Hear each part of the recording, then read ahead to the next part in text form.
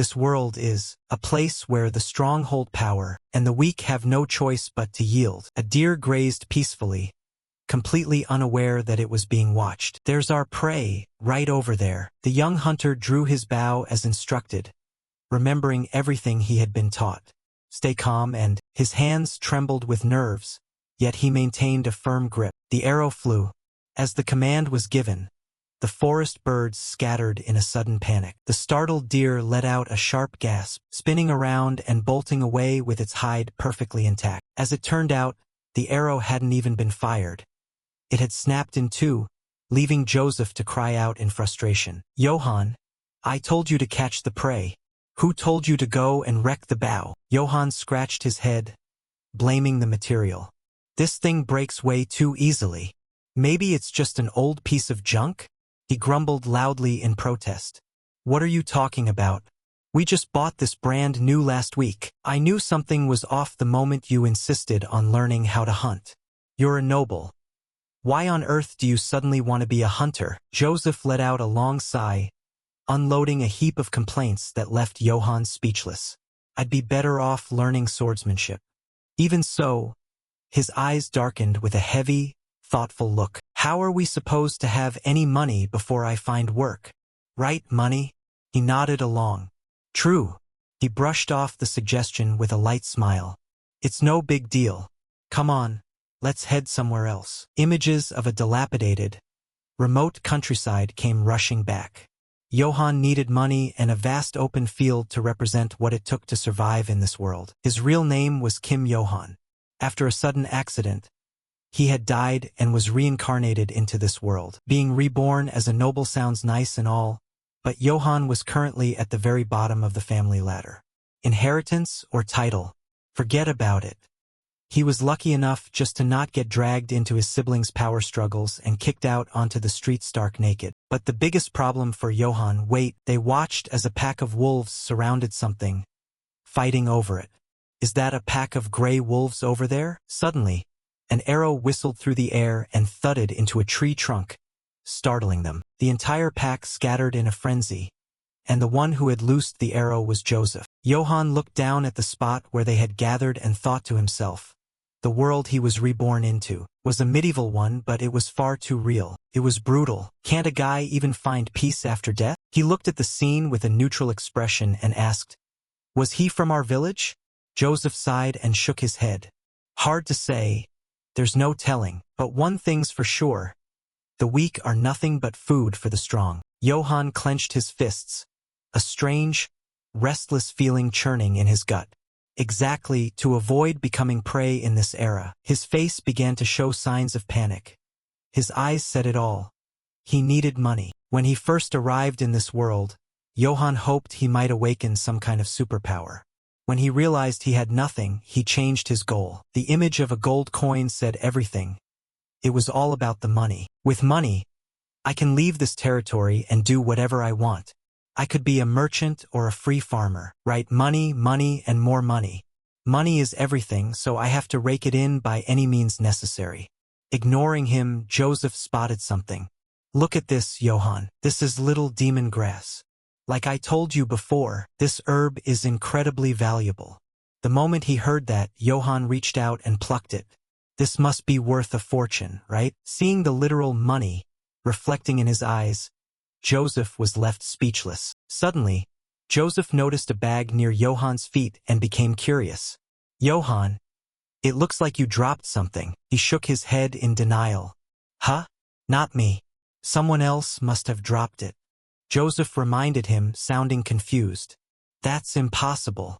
Who else would dare come this deep into the woods besides us?" At those words, a chill ran straight down Joseph's spine. "Wait, don't tell me." Just as he suspected, a blood-curdling scream echoed nearby. The two of them bolted toward the cry for help as fast as they could. "Help me! Is anyone there?" As they arrived, they both stood frozen in shock. It was a young girl being lunged at by a pack of nearly a dozen wolves. "Please, save me." Both of them realized that was Robert's daughter. What is a child doing this deep in the forest? Below, the wild wolves were circling, waiting for the perfect moment to snatch the girl. Witnessing this, Joseph turned and demanded, There are too many wolves. The two of us aren't enough. We have to retreat and get help. But Johann didn't agree.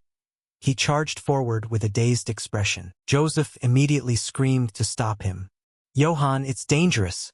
Those aren't normal wolves. They're man-eaters. Johann turned back to reassure him. It's fine, Joseph. I'll distract them. You take the chance to save Dell. Though he was shocked into total silence, Joseph had no choice but to follow his lead. While Joseph stood there with his jaw dropped, Johann flashed a sinister smile. Unbelievable. Is he really volunteering as bait just to save a commoner? In reality, all he could think about was money.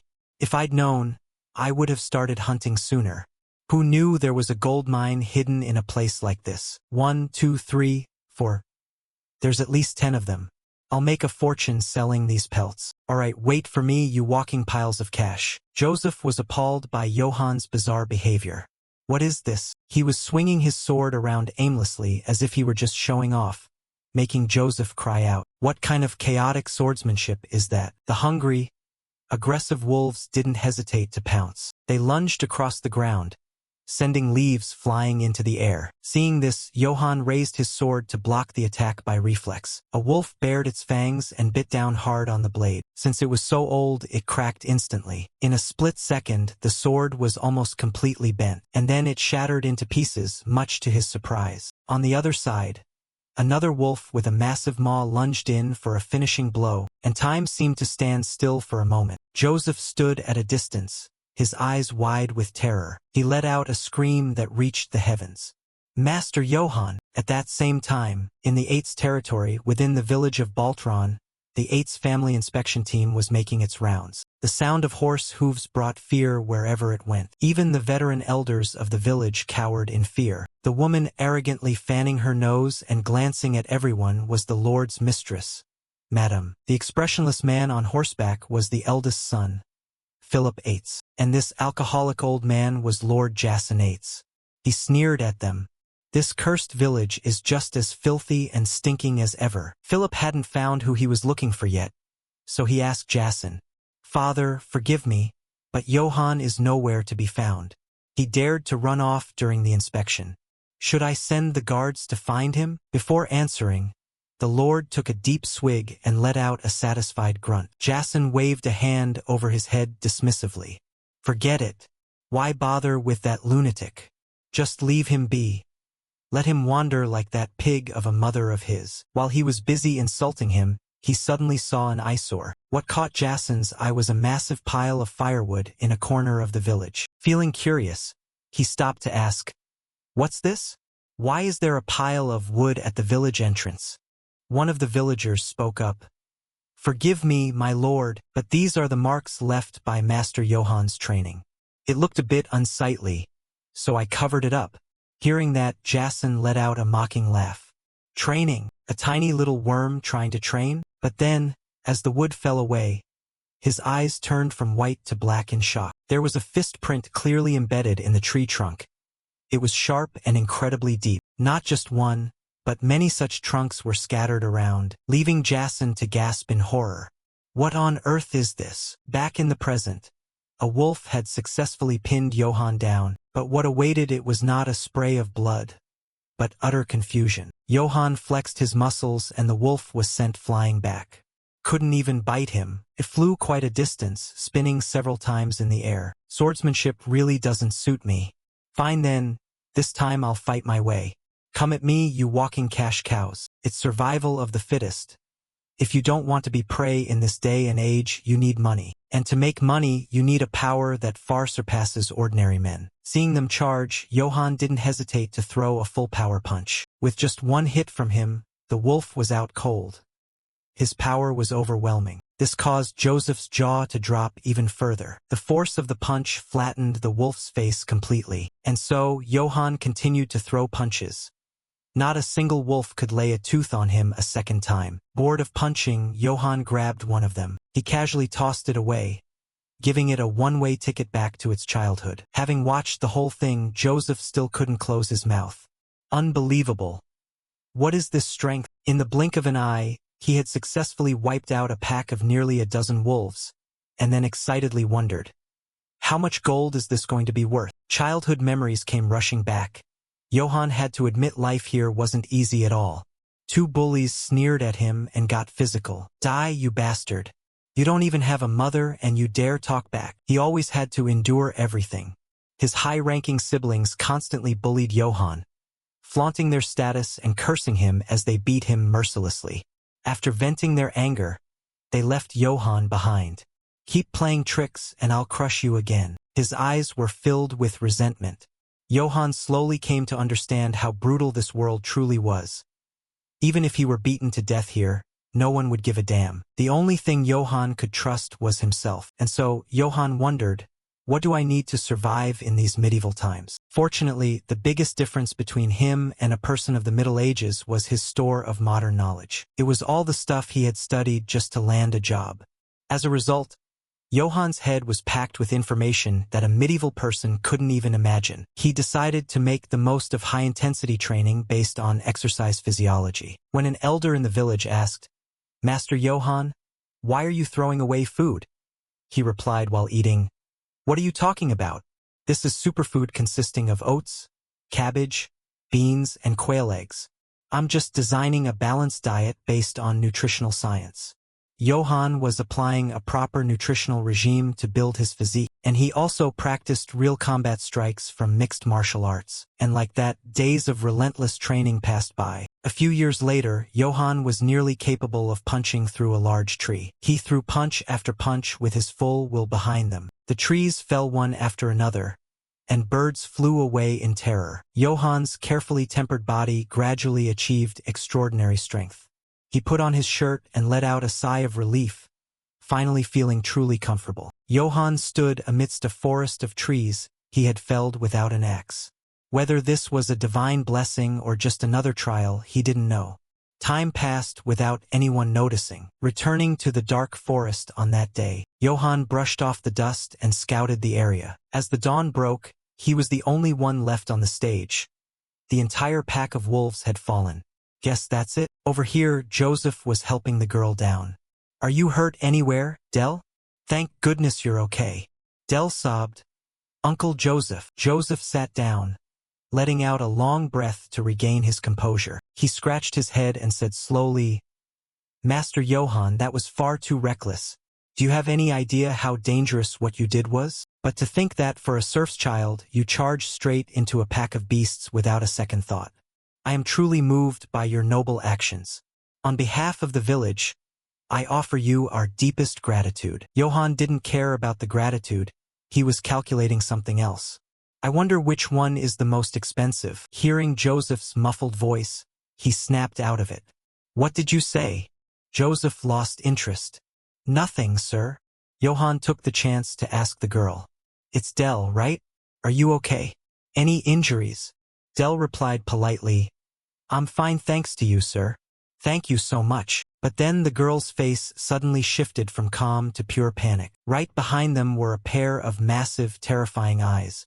It radiated an intense bloodlust that was impossible to miss. Seeing Del trembling with her face in her hands, the two of them turned around to investigate. What awaited them was a cold face and razor-sharp fangs. This wolf was 100 times larger than the others. Joseph turned pale and stammered, "A monster! Johann, you have to run.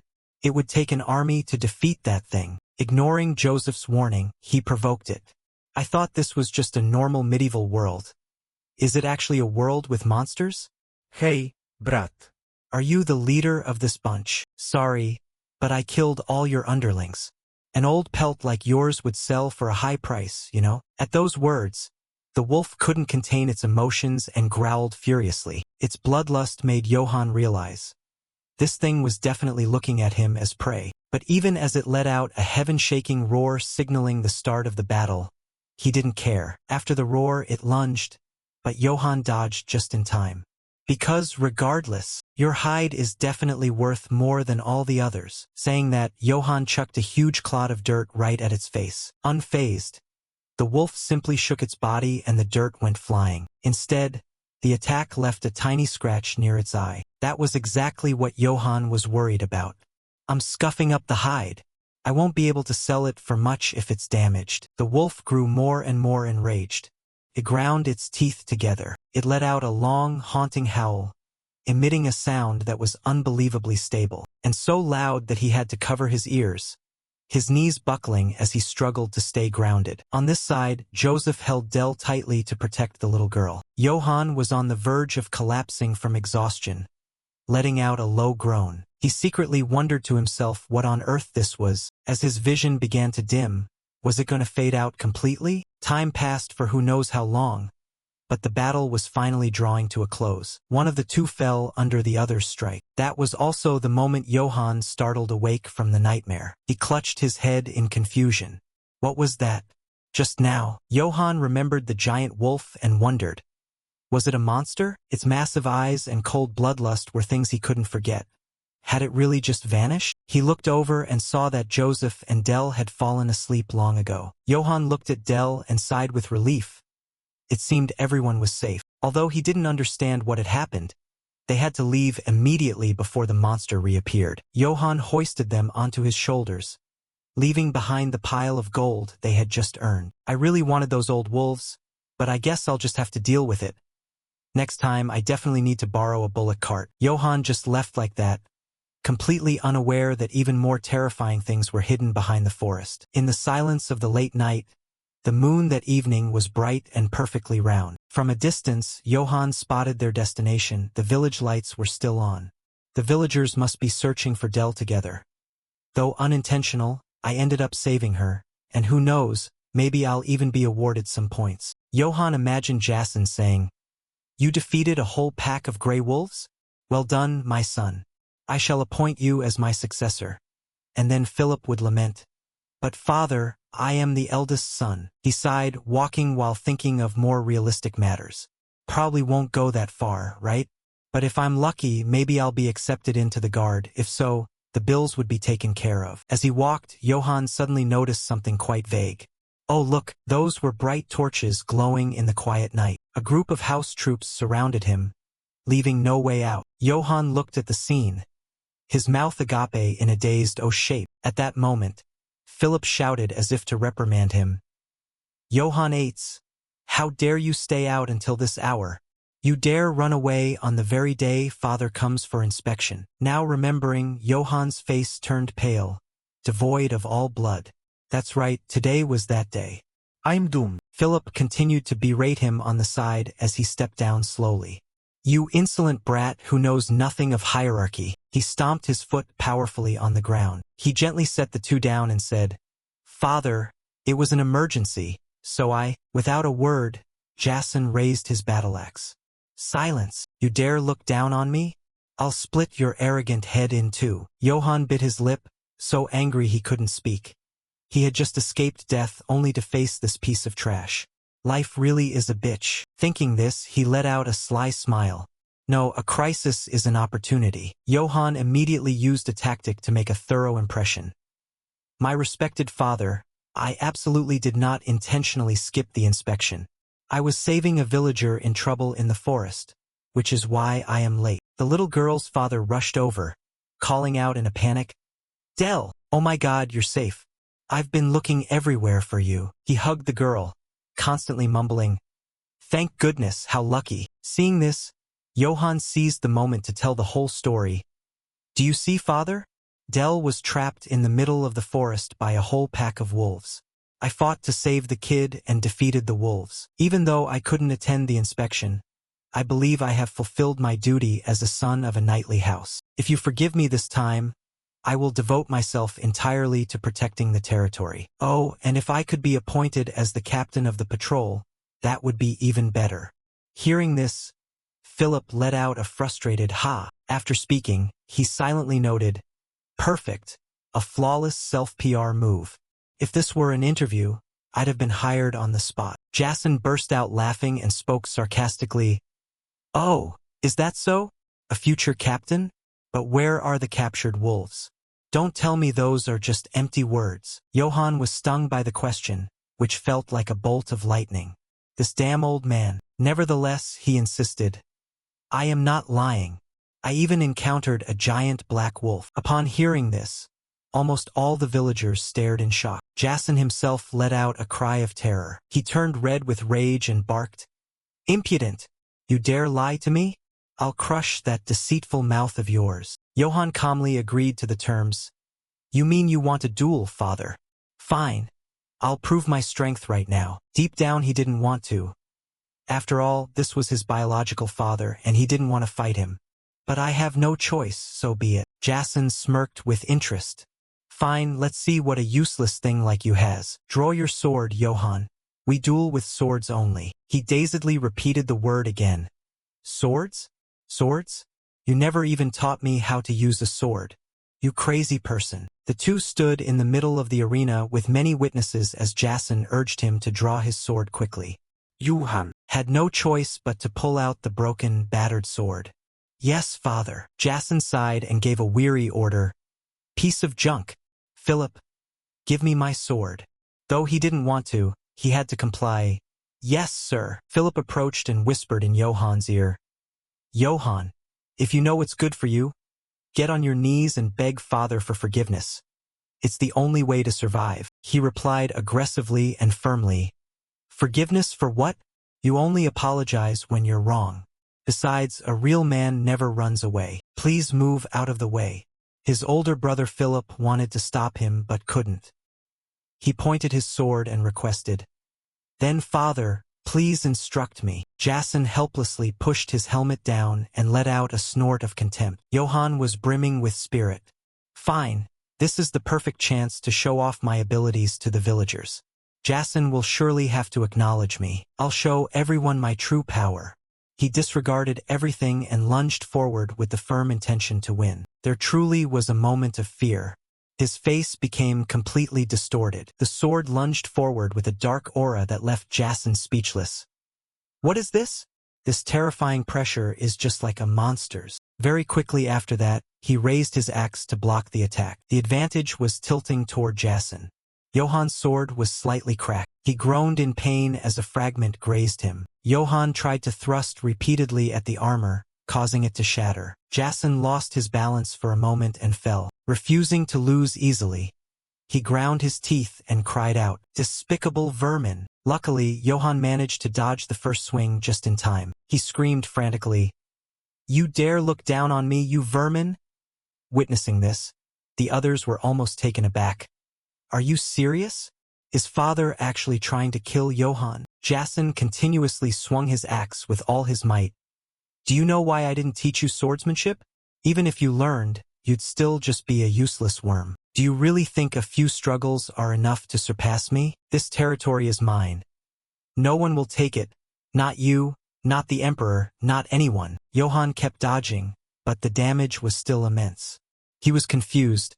What on earth is he talking about? Has he lost his mind from the alcohol? No, it's more like blood is obscuring his vision. Suddenly, a villager screamed, "Johann!" At the shout, he turned his head back to look. Right then, the axe blade was right in front of his eyes, impossible to dodge. All the villagers were simultaneously horrified. Not a single mouth remained shut. Johann used the last bit of his strength to block that powerful blow, but he didn't have enough strength left to do anything as the axe weighed down on him. And then the result was all too clear.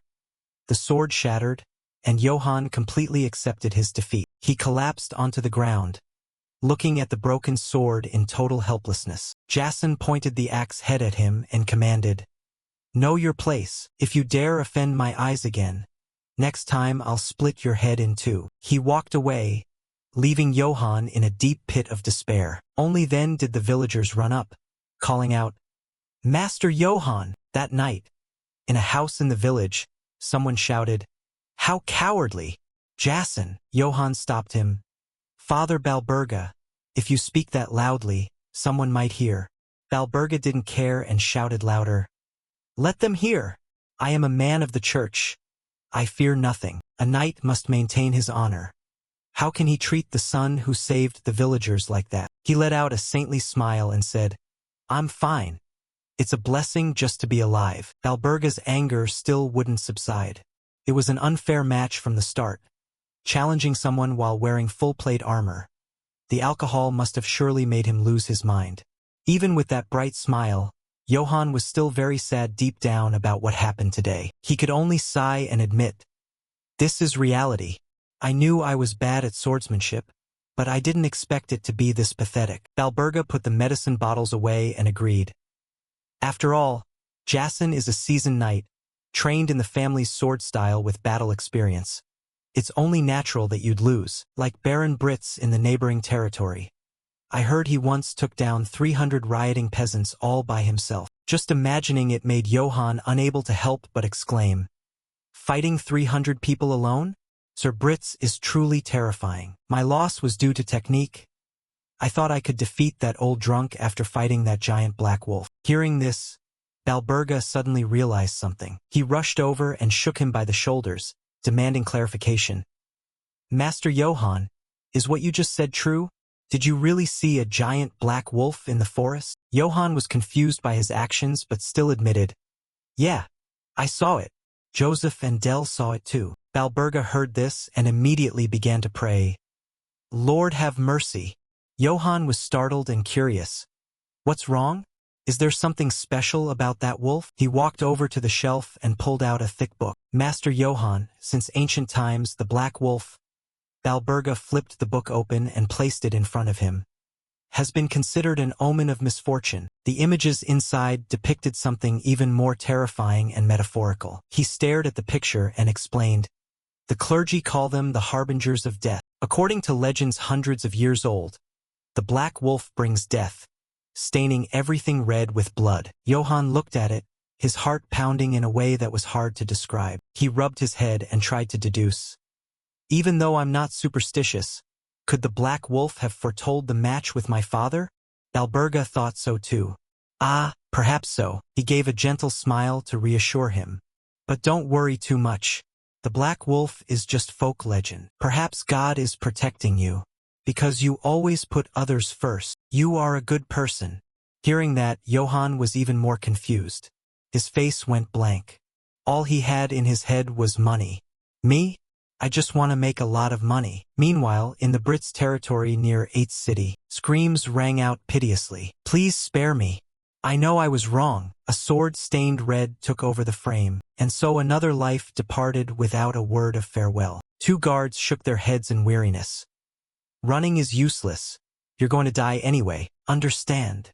They sighed and noted, "But truly, it's cruel. Killing everyone in the territory, burning every single corpse. What can we even do?" In that blood-soaked night, all the soldiers felt regret. "We just need to take the money." At the same time, someone was reporting right at the palace gate. The person bowed and handed over a token. "Master Karamaf, the mercenaries have finished the cleanup. This is the signet ring of the Brit's house." He held the ring in his hand, examining the inside, then clenched his fist and crushed it without any pity. Standing in the middle of the chaos, he let out a soft sound. "Brits, I heard rumors he cut down 100 serfs by himself. I actually had some expectations, yet he couldn't even block 2 strikes. This thing is just a piece of junk. On behalf of the Emperor, I, Karamaf, the holy sword of the Empire, declare, I am the one who reclaims the signets. By his will, I shall punish the disrespectful nobility. To those who are loyal, the Emperor shall grant eternal glory and boundless gold. Otherwise, kill everyone, loot everything, burn everything. Advance." The entire legion surged forward on command.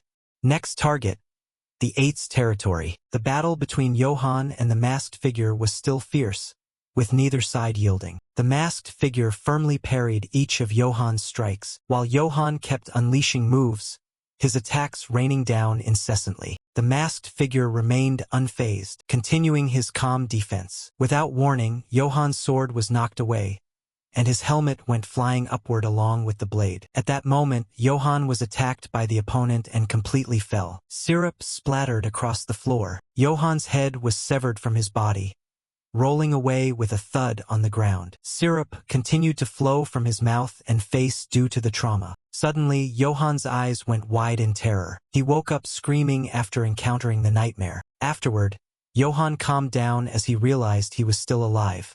It was just a dream, right? He frowned, clutching his head in exhaustion. The image of the black wolf from before remained etched in Johan's mind.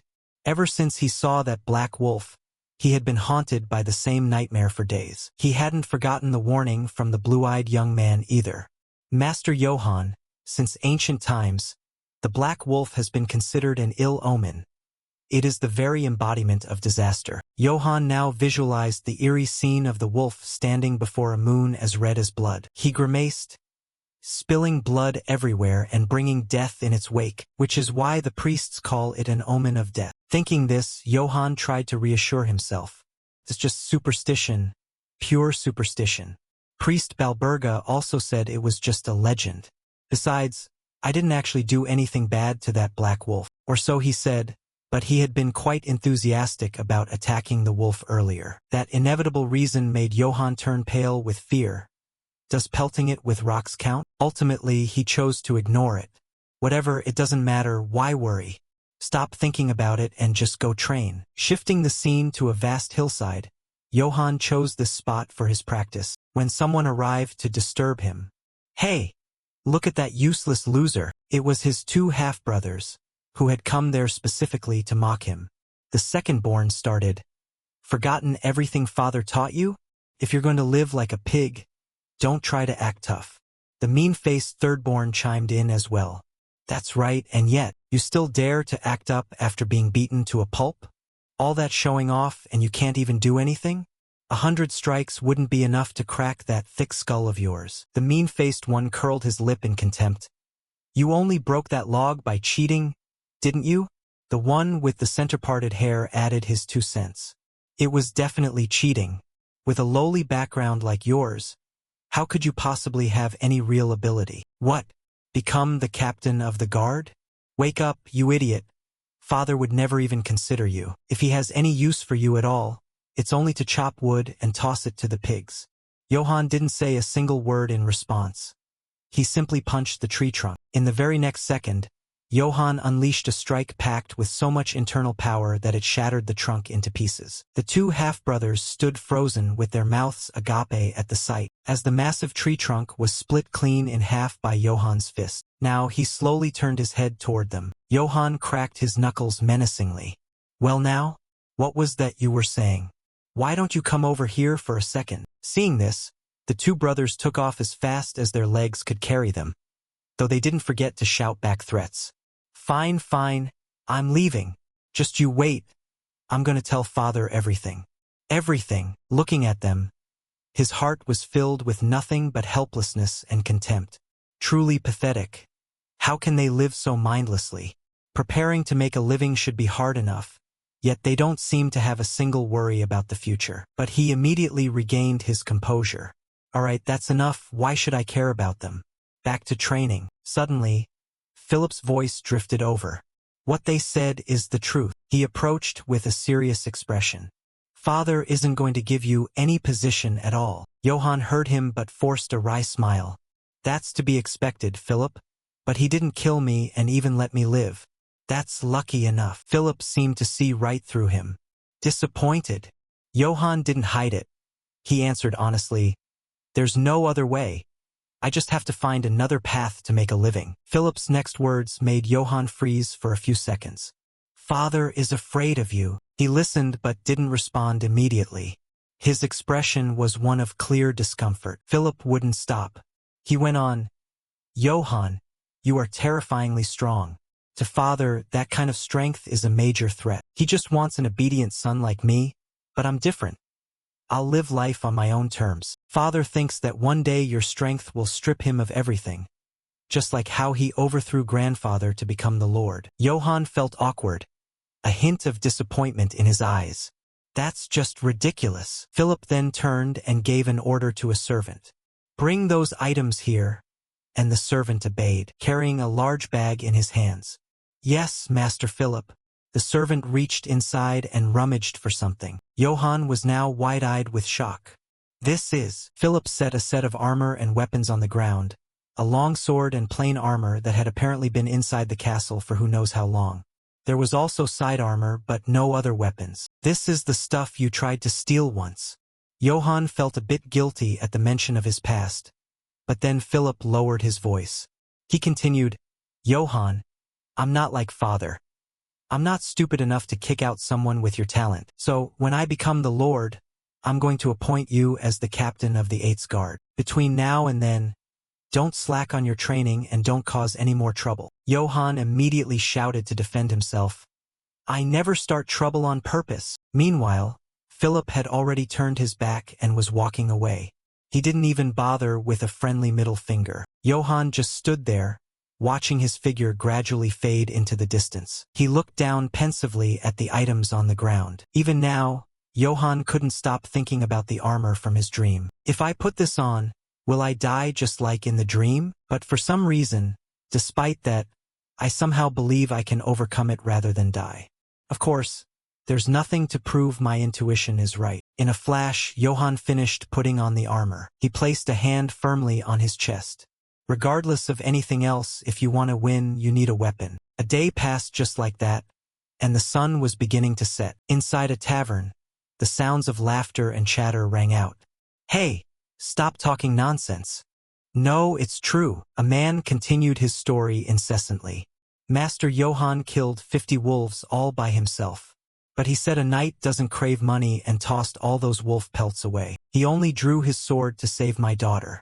With that much integrity and justice, isn't he a true knight? His drinking buddy chimed in as well. Well, compared to Jason, that drunk womanizer, Master Johann is definitely more of a knight. Another person joined the conversation. Honestly, why isn't that pig dead yet? If only Master Johann had beheaded him right then and there. Forget it, Johann probably spared him. After all, he is the Lord's son. Suddenly, the old man who had been telling the story stepped up to a person in a black cloak and offered a generous invitation. Hey there, friend. I'm covering all the drinks in the house today. Drink as much as you want. The other person asked in a cold voice. Why is that? The old man shouted happily. Because Master Johann saved my daughter's life, of course. The man with the head wrap looked curious. By the way, who are you?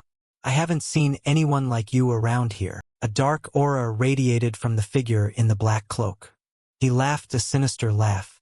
Truly a bunch of people who don't know their place, daring to draw a sword and insult the Lord. Do the people here have no fear? Everyone who heard that froze in confusion.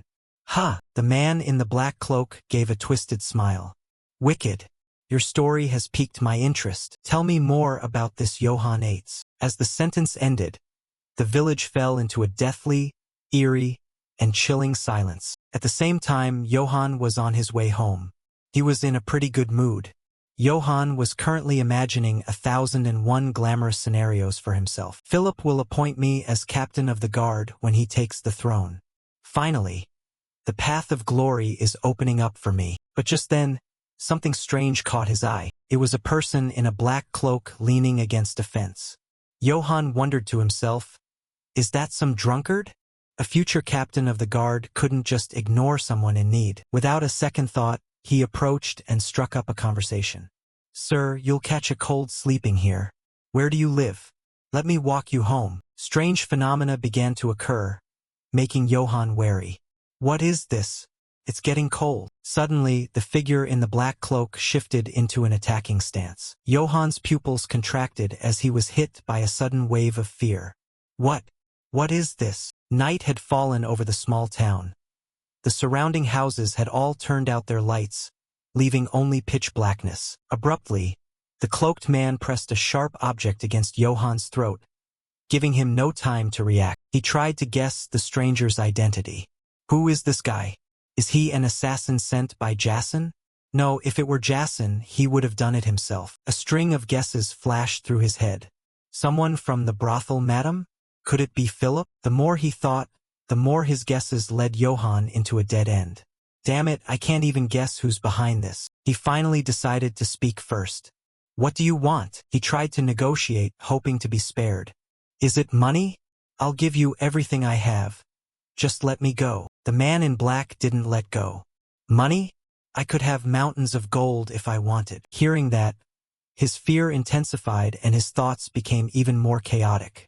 If it's not money, then what does he want? The man in the head wrap spoke up first this time. Johann Eitz, I have a few questions for you. He pressed the sharp object tighter against his neck. If your answers don't satisfy me, I will slit your throat immediately. Because of the excessive force, a bit of red syrup leaked from his skin. Johann looked utterly bewildered by the question. Huh? Suddenly asking questions? And threatening to kill me if I get them wrong. He tried to calm himself down. Get it together, Johann. You once passed the second round of interviews for a major corporation. I have to answer perfectly to survive. The man didn't wait for his consent. I'll start asking then. Johann braced himself. Fine, go ahead. The man looked down at his body, observing him carefully. He touched his firm arm. Quite a physique. It's hard to believe you share blood with that pig. Are you actually Jason's son? Johann's face was a map of question marks as he let the man feel around his body. You're holding my life in your hands and you're asking nonsense like this? Damn it. How am I supposed to answer that? After a moment's thought, he replied confusedly.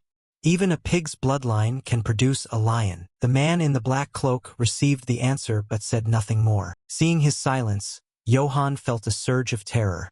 Huh? No reaction? Did I answer wrong? The man let out a soft sigh, and in the very next second, he burst into a loud laugh that left Johann bewildered. The man in the black cloak then continued. That answer is quite to my liking. Seeing this, Johann felt relieved. Then let me go. But the man replied immediately. No, Johann Eitz, from now on, you belong to me. He understood every word, but he couldn't grasp the man's intent when they were put together.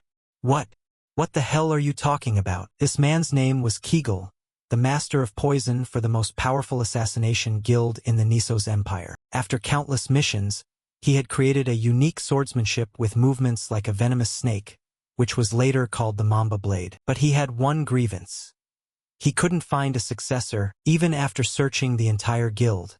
It was full of nothing but unworthy scorpions. Occasionally he'd find someone with potential, but the other man sat on the ground, panting. For the sake of my honor, I'd rather die than learn your assassination techniques. He didn't hesitate to grant the stubborn man's wish. Very well, and over 30 noble knights had died at Kegel's hands. All of them chose death over dishonor. Desperate to find a successor, Kegel sought out the imperial witch. A withered female voice rang out. Master Kegel, bringer of peaceful death. The heir you seek is in the tiny, neglected territory of Eitz. He is one of the sons of that lecherous lord who is addicted to fermented swill. Kegel found the witch's words hard to believe. That backwater dump? You're saying my heir is there? A single gold coin could buy that entire patch of land. The witch placed both hands on the table, unfazed by the mockery. If you don't believe the prophecy, I'll return your gold. Kegel tapped lightly on the table. I wouldn't dare rob a witch. I'm afraid of being cursed. Fine, I believe you. Kegel accepted the witch's word. Because for a man who had wasted a lifetime looking for an heir, time was running out. But even after setting foot in Eitz, he was still plagued by doubt. Is there really an heir in this provincial hole? He thought as he walked. If I don't like you, I'll kill you without mercy. He began to introduce himself to Johann. I am Kegel, the guild master. There's no more time for daydreaming. You must become my heir. Now answer me, choose between dying by my hand or learning my blade. You can only pick one. Johann swallowed hard, thinking carefully. Then, in the next second, he shouted, How much do I have to pay you to learn your swordsmanship, sir? Kegel was a bit displeased. Money? I don't accept it. Johann's eyes sparkled. Does he mean it's free? A guild master level expert teaching me swordsmanship for free. Is this a dream? Oh man, I've hit the jackpot. He quickly turned and clapped the man on the shoulder. Master, why did it take you so long to find me? I've been waiting for you almost my entire life. His reaction left Kegel a bit confused. My swordsmanship is the art of assassination. Simply learning it will bring you shame. Being pointed at for the rest of your life will be a disgrace to a knight. Do you still want to learn? Those warnings didn't dampen his resolve. Honor or disgrace, I don't care. Please teach me, sir. Kegel looked at him, bewildered. Yeah, you're definitely a weirdo. Johann suddenly reached out toward the man. Master. You said you have mountains of money. So if I'm a good student, Could you give me some pocket money? Kegel didn't agree immediately, staring straight at the boy in front of him. This kid was truly unlike anyone else. In the 8th territory, Jason sat on his horse, preparing to leave the castle. Inspection's over. I'm heading out for a bit. 2 people behind him walked him to the gate, not forgetting their instructions. Yes, sir, have a safe trip. We'll keep a good eye on the castle, they said in unison, immediately followed by the jealous glares of Philip and the madam. Listen up, no matter how hard you try, this castle is still going to be mine. Philip wouldn't back down and snapped back. Shut your mouth. I'm the next master of this place. Philip Yates. Jason hadn't gone far before he heard the bickering behind him. How annoying. All they know how to do is argue all day. I'm sick of even looking at them. Let them do whatever they want. Philip suddenly stepped forward to report. Father, Johann still hasn't returned. What should we do? Only then did he remember that son of his, and immediately afterward, he let out a shout. Philip, don't waste my time on that useless thing. I don't care if that weakling dies in the gutter somewhere. Philip quickly tried to de-escalate. Yes, sorry, father, but he still couldn't push his little brother aside. Johann, where on earth are you? At the same time, near the territory, Kegel's voice rang out. I need to know exactly what your level is. Johann looked flustered. Master, I'm sorry, but can I borrow a sword? I have a habit of breaking them. Kegel had no choice but to hand over the sword in his hand. There wasn't a hint of trust in his eyes for a disciple who kept breaking swords. This brat is getting more irritating by the second. I don't see a single good point in him. Maybe I should just kill him and get it over with. He pointed another sword toward the boy, waiting and ready. Johann's face was full of determination as he replied, Yes, sir, as he extended the sword, clenching his other hand into a fist. Kegel looked at that stance in total helplessness. What a terrible stance. Are you really from a knightly house? This won't do.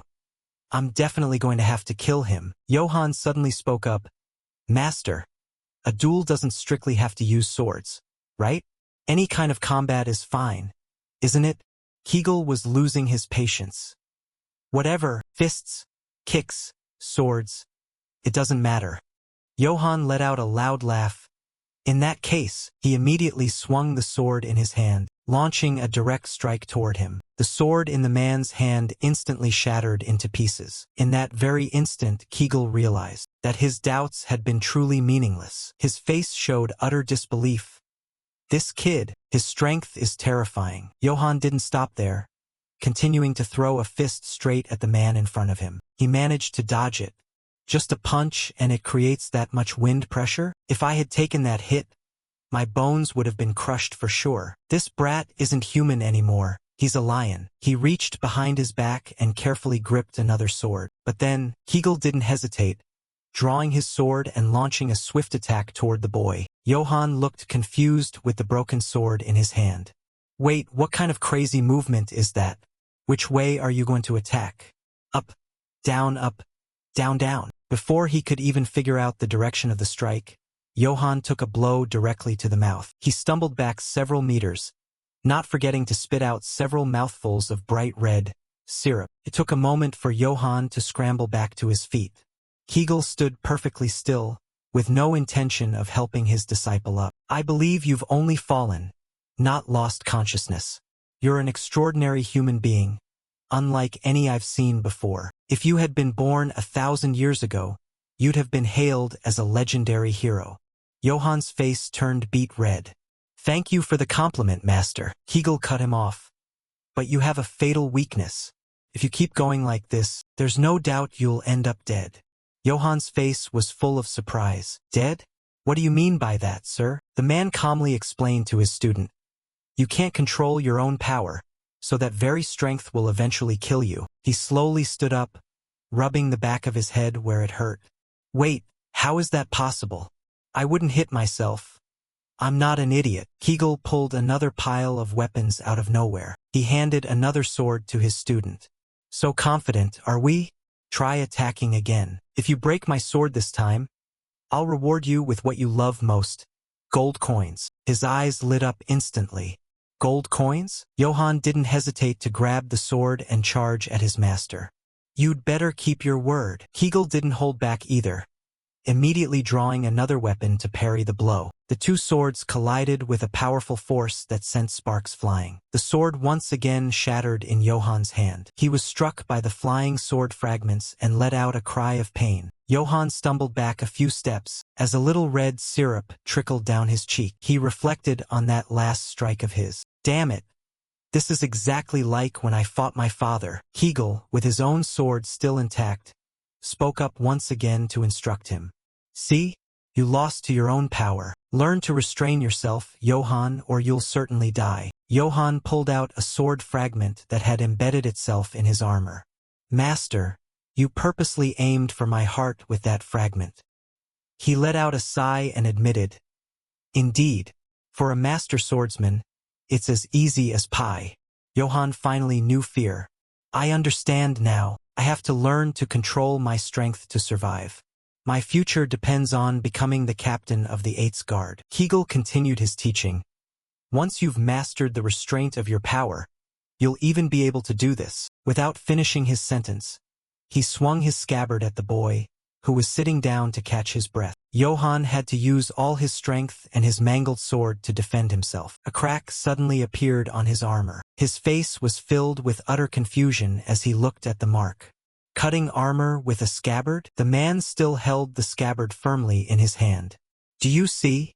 Johann, if your power is focused, even something as blunt as a scabbard can slice through armor. If you truly master that terrifying strength of yours, I can't even imagine how powerful you'll become. The sword flew toward his face again, but fortunately, he managed to dodge it this time. Hegel finally concluded, That's enough for the level check. Now the real training begins, and it's going to be extremely grueling. You might even have to face death itself. Are you mentally prepared? Johann's face was full of resolve as he gave a firm confirmation. Yes, master. Early the next morning in the kingdom, Johann was walking around the area. After just one night of training, his face was so swollen with bruises that even his parents wouldn't have recognized him. Johann couldn't help but remember how he'd been hammered mercilessly the night before. He'd only just begun to grasp the feeling of restraint. It's so incredibly difficult, but at least I'm not breaking swords anymore. I wonder when I'll actually get to learn swordsmanship. He looked ahead with a look of extreme surprise. Wait, who's that? A group equipped with full iron armor and weaponry was standing before the city. An elf? He stepped forward to inquire. Who are you? Why are you standing at the city gate? The leader waved him away. Can't you see there's a curfew? Get out of my sight. Johann angrily pointed his finger and scolded. Who do you think you are? Telling me to get out. The man let out a cunning laugh. Who are we? We are the Akitan Wolves, a mercenary unit directly under the Emperor. Johannes' attitude shifted instantly. A mercenary unit? I've been looking for job information. So you're the mercenary bosses. May I ask what the income is like in this profession? The men in the Akitan unit mocked him when they saw his tattered clothes. What? You want to be a mercenary, kid? Our pay is worlds apart from the regular guards. One contract can earn up to 2 gold coins. Johann's eyes practically glowed at the mention of 2 gold coins. They moved in while he wasn't paying attention and surrounded him. A big target like you would just be a pincushion for swords. It's all about skill. Johann remained completely unsuspecting. Right, of course, his eyes beamed, thinking he'd found a great lead. I couldn't even earn 1 gold coin in my entire life. To think the income is so much better than being a guard. Maybe I should switch to mercenary work. As they were talking, a man in golden armor approached on horseback. He sat atop his steed, looking down on Johann with pure contempt. He immediately raised his guard. Johann gripped his sword tightly, preparing for an attack. But before he could do anything, dozens of swords were suddenly pointed straight at his throat. A cold sweat broke out as he failed to understand his own reaction. Wait, why did I just try to draw my sword? A mercenary barked angrily. How insolent! You dare try to draw a sword before Lord Karameth? I'll deal with you right now. The other man held out a hand, signaling for them to stop. That's enough. He turned his horse around and looked straight at Johann. Who are you? Facing the blades of a dozen men, Johann could only swallow hard. He spoke up nervously, hello, sir. I am Johann, son of the Eights family. The man removed his helmet upon hearing that, revealing long, platinum blonde hair. That was Karamaf, the personal knight of the Holy Empire's emperor. Johann bowed respectfully, not understanding why his hand had gone for his sword again. Whether it was the wolves, his father, his master, or anyone else who had wanted to kill him, he had never felt like this before. It was a pressure so suffocating it was hard to breathe, as if he were a tiny prey standing before a powerful predator, like a rabbit facing a dragon. The man commanded, "Move. You're blocking my path." Someone slapped Johann hard on the back, and the mercenaries began to file past him. "You! Oh man, what now? I bet you're about to wet yourself, aren't you? Be careful next time, sir. Though I wonder if there will even be a next time." The knight instructor followed closely behind Karamaf. "Lord Karamaf, if I may ask, is it really all right to leave that insolent brat alone?" He gave a thin smile. "I don't wish to make a scene on such a beautiful day, at least not right now." Johann stood still, watching the group leave. The Emperor's knights? What are they doing in this backwater dump? Someone let out a frantic shout. "What? Lord Karamaf!" The sound of hurried footsteps echoed on the ground. It was Philip, rushing out in a total panic. "Why would someone as noble as you come to a place like this?" Reaching them, he greeted them breathlessly. "I am Philip Eights, the heir to the Eights territory." "Lord Karamaf, what brings you here, sir?" Just then, Madame appeared at the door, dripping with flattery. "My goodness, Lord Karamaf is truly the most magnificent man in the world. There is no second to match him. And this is the son who will actually become the Lord. Had I known you were this handsome, I would have waited longer to get married. Come, please enter the castle and have a meal." Seeing Karamaf coldly pass her by, Madame hurried to catch up. "Wait, Lord Karamaf, can you hear me, sir?" Philip frowned in irritation as he watched. As Karamaf sat down, he reached for his helmet. The face beneath was incredibly handsome but no less cruel. "Where is Jason?" Karamaf's words caused the entire room to fall into a shocked silence. Philip mustered his courage to give a subtle reminder. "Lord Karamaf, regardless of your high status, it is disrespectful to call my father, Jason, by his name like that." Madame, not stopping to think, rushed to defend him. "Not at all. He is the supreme knight of the Empire. He can call him whatever he wants. I am the rightful host to entertain him." Philip ground his teeth in resentment but only cursed silently. That cunning woman, she's purposely trying to create an opportunity to put her son on the Lord's throne. Karamaf was beginning to get angry. He slammed his sword into the floor and shouted, "Quiet!" He issued an arrogant demand as if it were nothing. "Get out, all of you. Stop this rambling and bring me wine." He glared with clear bloodlust and flatly declared, "I will wait for Jason in the castle until he returns." The scene shifts to another part of the forest, where the rhythm of colliding weapons rings out. Johann and Kegel are still training without rest. The image of Karamaf on his horse suddenly flashed through his mind, and even that cruel gaze of his made him increasingly uneasy. Suddenly, Kegel let out a loud scolding shout. "You brat! Pay attention!" Johann snapped out of it, only to find a barrage of blades flying straight at him. Johann made a swing to deflect their trajectory, but unfortunately he still took a hit. He grimaced in pain as he looked at the red syrup flowing from a wound on his neck. Kegel turned back and questioned him angrily. "If that blade I just threw had been poisoned, you'd be dead. Why can't you focus?" Without hesitation, Johann told him everything. Recently, a group of the Emperor's knights arrived in the village, and their aura is very strange. This is the Eights family's territory. Even if they are the Emperor's knights, closing the city gates and controlling entry and exit like that is absurd. Kegel cleared his throat and questioned him. "Even if it's suspicious, what could you possibly do about it?" Karamaf, the personal knight under the Emperor, is the strongest warrior on the continent and the core of the Holy Empire's forces. Even the armor he wears is a legendary treasure. Johann was stunned to hear this. "Stronger than you, master?" The man paused for several minutes at the unexpected question. Kegel frowned and admitted, "If I were to unfortunately face Karamaf, I would run for my life without ever looking back." He quickly countered, We won't know the result until we've fought, right? At that, the man delivered a blow to Johan's head along with a shout to "Shut up, you fool! Do you have any idea who you are? You're just a useless brat who can't control his own strength. An illegitimate child who knows nothing of swordsmanship. And you want to play hero." Johan was struck speechless by those contemptuous words. His lips pressed tightly together in a silence he couldn't break. A second later, he gripped his sword firmly, looking ahead with confidence as he declared, "I can do this." Yet the man continued to look down on Johan with disdain before calling out, "Fine then, come at me." Immediately afterward, the two lunged at each other, engaging in a fierce, desperate duel. It wasn't long before Johan took a direct hit from Kegel. The man roared, "Again!" and Kegel unleashed another strike.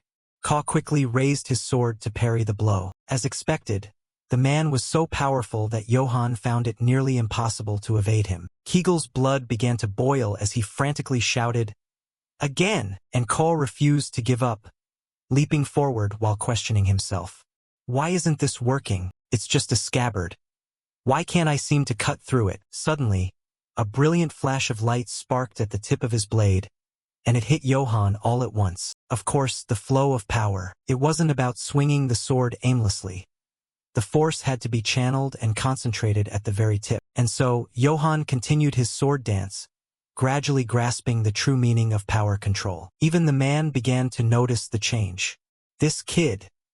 The sound coming from his blade is getting sharper, and in a heartbeat, a series of razor-sharp slashes tore through the air. Johan attacked relentlessly, leaving the man with no room to counter. He gripped the hilt tightly, thinking to himself, "This is it. Everything I've learned is finally coming together." With just the right amount of force, Johan swiftly raised the blade high, preparing for a brutal, decisive strike. At that same moment, his eyes flared with a terrifying, brilliant light. The sight was enough to make even Kegel break into a cold sweat. "Whoa!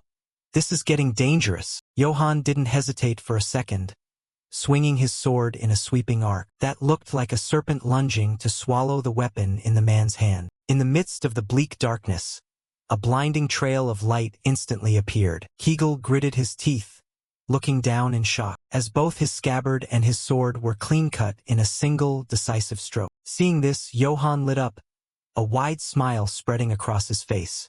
He cheered with the excitement of a child. "I did it! I actually did it! I finally got the hang of it now.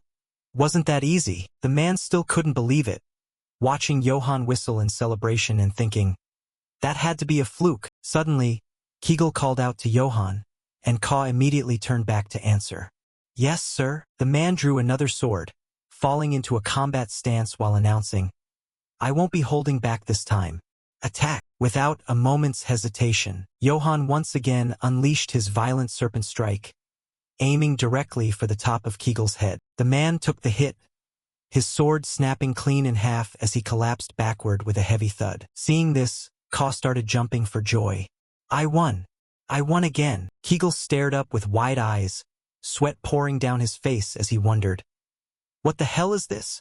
What kind of monster is this kid? I only taught him the basics of force control, and now he's already mastered the Mamba blade technique. He perfectly absorbed my skills after just one encounter. Not only that, but his swordsmanship is even more flawless than my own." Kegel fell silent for a moment, unable to accept this as reality. His instincts as a master assassin told him that even if Johan had been lucky before, he had now become an opponent that simply could not be defeated. The master of the Niso's Poison Guild, the Empire's most elite assassins, now found himself red-faced and flustered. He looked at Johan, who was grinning so wide his mouth wouldn't close, thinking, "He's learned the technique. I guess I really can retire now," privately noting what an unbelievable freak this kid was. By now, the full moon had reached its peak, and Kegel's voice echoed through the forest. "Johan, the lessons end here. I'm leaving at sunrise." Ka looked on in a daze, asking, "Wait, what? I just started getting the hang of the sword. Is that really it?" The man replied instantly, "You've already done everything necessary to master the blade. Whether I want to admit it or not, you're already stronger than I am. And it took less than a week. I only hope my sword style doesn't die out with me." Now go live your life the way you want to. Johann froze as he heard Kegel sigh. You've worked hard. Johann asked in bewilderment. Are you really going? The man confirmed it. Yeah. I've never been one to stay in one place for long. Johann stared at the fire in front of him and asked curiously, Because you're an assassin? Kegel sat beside him and denied it. No, that's just my nature. Ka glanced over, probing further. By the way, Master, do you know anything about the Crimson Tide? The man looked startled for a second. The Crimson Tide? You mean that black wolf? Johann answered quickly. Yes. Recalling the wolf under the blood-red moon as he told the story. A while back, after I ran into it, I had a dream where my head fell off. That's why when you were about to take a swing at my neck, I thought you were the Crimson Tide. Kegel let out a long sigh. If I had killed you, then I would have been your Crimson Tide. Bad luck isn't something that arrives in a fixed form. Before I go, I'm going to set a few conditions. First, I'll find you a proper weapon. For strength like yours, Danu's steel is the only thing that will suffice. Johann's eyes went wide as he asked in surprise, What's that? The man began to explain Danu's steel to him. It's a magical metal that only exists within ancient artifacts. Weapons made from Danu's are extremely rare. You can count the number of them in the entire world on one hand. Hearing that, Johann looked blank. Must be expensive, huh? The man added, You couldn't afford it if you saved for a lifetime. Honestly, money can't even buy it. Johann wondered, Then why suggest it, Master? The man replied, I'm just talking for the sake of it. You can find whatever weapon you like. Ka frowned deeply. Are you hiding your true skills because you're an assassin? The man shot back. No, you moron. Does everything have to be about being an assassin? A Danu's blade is something you recognize the instant you see it. If you see someone carrying one in the distance, run. Don't even look back. People who don't know their place don't tend to live very long. Johann took it to heart. I'll remember that. After a while, his master stood up, and Ka asked again, Are you truly leaving? Kegel cautioned him one last time. Johann, etch my words into your soul.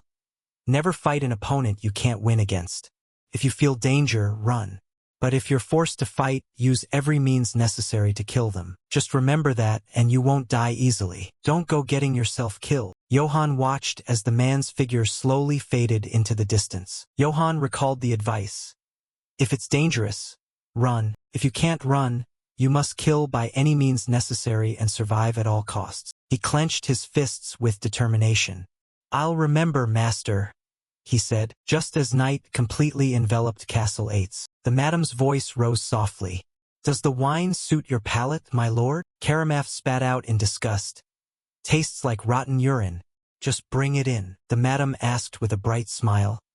Is that expensive wine not to your liking then? What can we do? The good wine is only kept in Jason's bedroom. You must be exhausted from your long journey. Don't worry about a thing. Just go and rest in that cozy room. But he remained silent. The madam, her cheeks flushed, continued her seductive invitation. Jason's bedroom is very comfortable. I'm sure you'll be pleased. Ah, I'm being charming again.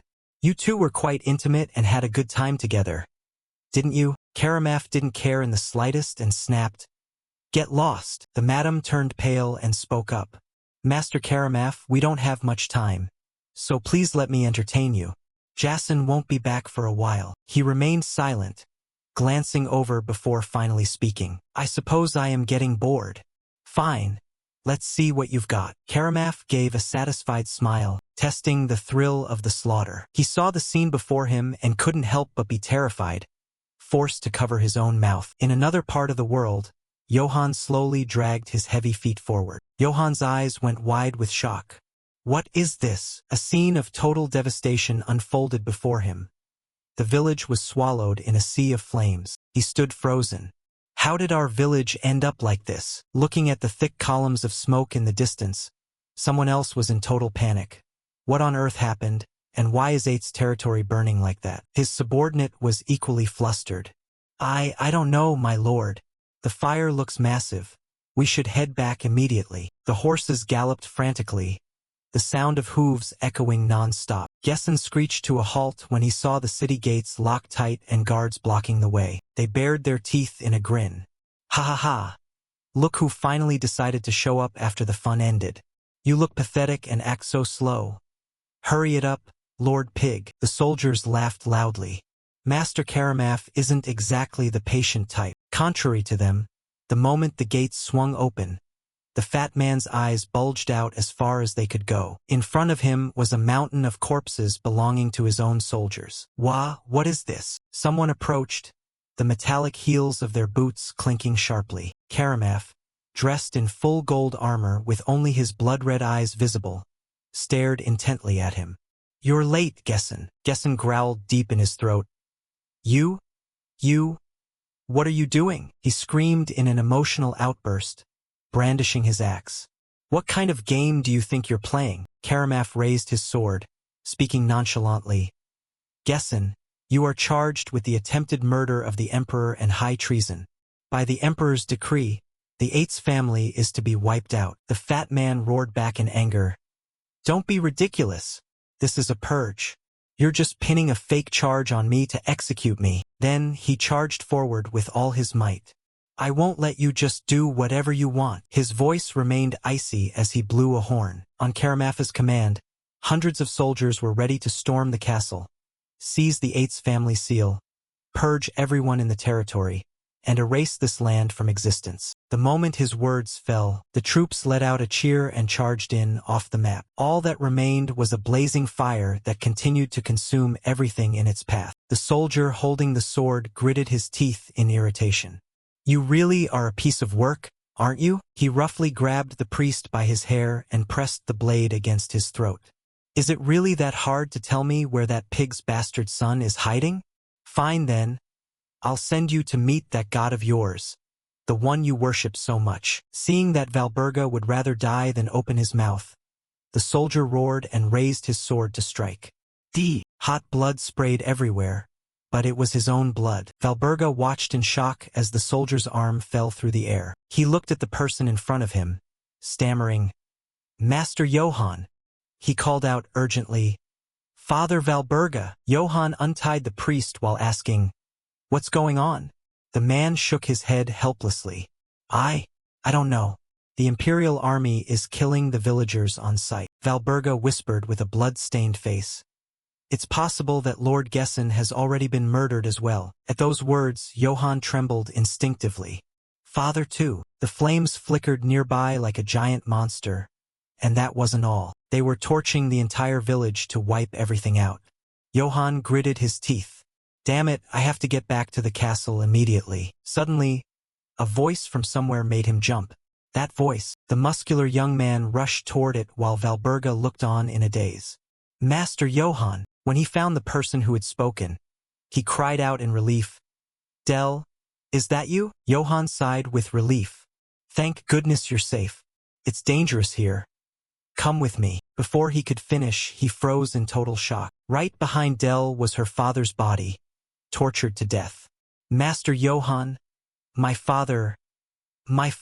He stared up, stunned. A man so kind, who loved his daughter so much, had to die such a painful death. He looked around in a daze. The villagers who had just been laughing and talking with him yesterday, at this very moment they were all dead. The soldiers who used to go with Johann, they had died trying to protect the village. A surge of emotion hit him, and he had to grit his teeth hard to keep from losing control. He placed a gentle hand on the sobbing girl's shoulder. Johann whispered softly to her, Del, it's too dangerous to be alone. Stay with Father Valburga. The girl nodded. Okay. Once finished, he grabbed his sword and walked away with absolute purpose. Master Johann. Wait. Where are you going? Valburga clutched Del in his arms, desperately trying to stop him. You can't go. You need to run. But his back moved further and further away. Master Johann. When he arrived, the sight hit him. It was his father's head hanging from the banner. Below it was a treacherous proclamation. Duke Gessen Eights has been executed for treason against the Emperor. Anyone who attempts to recover his body, the veins on his neck bulged as a boiling rage surged within him, will be punished with the same crime. Imperial Knight Karamat. A soldier recognized him. Huh? What? Aren't you his bastard son? He gave a smug smirk. I thought you'd run away. Did you come back here just to die? Without a word, he swung his arm and sliced the flagpole in two. The enemy banner fell to the ground. Johann stepped down firmly with his lead foot. Several soldiers immediately rushed to surround him. They barked at each other. Look! Look at this brat!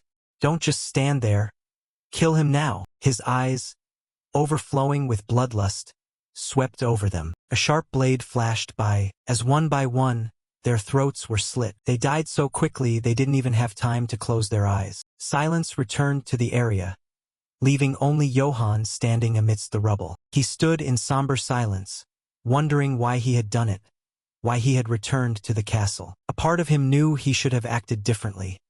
Father Valberga was right, he should have run away. Biting his lip, he thought to himself that by returning, he was likely going to die in vain. Amidst his chaotic thoughts, a faint whisper suddenly surfaced. Johann! He was stunned and leaned down to ask. Philip! The man was covered in blood, breathing his last breaths. You're still alive. Johann remained silent, not answering the question. Why did you come back? Philip managed to remove his helmet and forced out through his struggles. Go! Run quickly.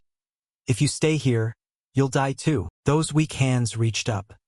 He wanted to give something to Johann, so that when he eventually became the Lord, Johann reached out to take it, sadly listening to his brother's final words. One day, he had to purse his lips tightly. His mind still held deep the teachings of his master. One must clearly understand the disparity in skill. If you encounter danger, run. His hands tightly gripped the scratched helmet. His opponent was a knight of the Emperor, and even his master had told him to run without looking back. His master's words echoed in his ears. But running away isn't always the answer.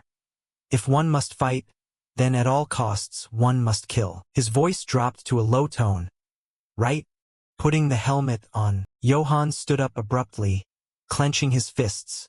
The time was now. He pushed open the heavy doors. Several soldiers stared at him in total confusion. Some stood with their mouths agape. What the hell? How did this bastard get in here? Where are all the guards? Johann clenched his fists and roared. Karamaf! He blew back every man who dared to stand in his way. Come out, you coward! The muscular young man didn't take a single step back. A bloodthirsty breath escaped him incessantly. The tip of his sword dripped steadily with blood. Karamaf approached slowly. So the runaway son of Eights actually survived. He even asked nonchalantly, You're that kid from in front of the castle? Johann Eights, aren't you? Johann had no intention of wasting time. I'm in no mood for introductions, he snarled through gritted teeth. Just think of me as a man who's absolutely livid, you bastard. The knight let out a cold sneer. You should have kept running. If you had, you might have lived. Seems you don't care much for your life. His blood-red eyes flared. Fine then. He drew his sword. If you want to die, then come at me. Johann lunged forward without hesitation. I didn't need you to tell me. That was always the plan. Johann and Karamaf engaged in a fierce duel amidst the sea of fire, the sound of metal clashing ringing out piercingly. Johann was determined as he lunged, dealing a heavy blow, but Karamaf parried it, causing a massive impact. The force was so great that Johann's sword began to show cracks. Under the crushing pressure, the blade was sliced halfway through. Karamaf had nearly snapped Johann's sword in two, and taking advantage of the momentum, he sent him flying back. But quickly, Johann managed to regain his footing. A second later, he counterattacked, deciding to risk it all once more. Karamaf saw that his opponent didn't know the meaning of surrender, and let out an excited smile.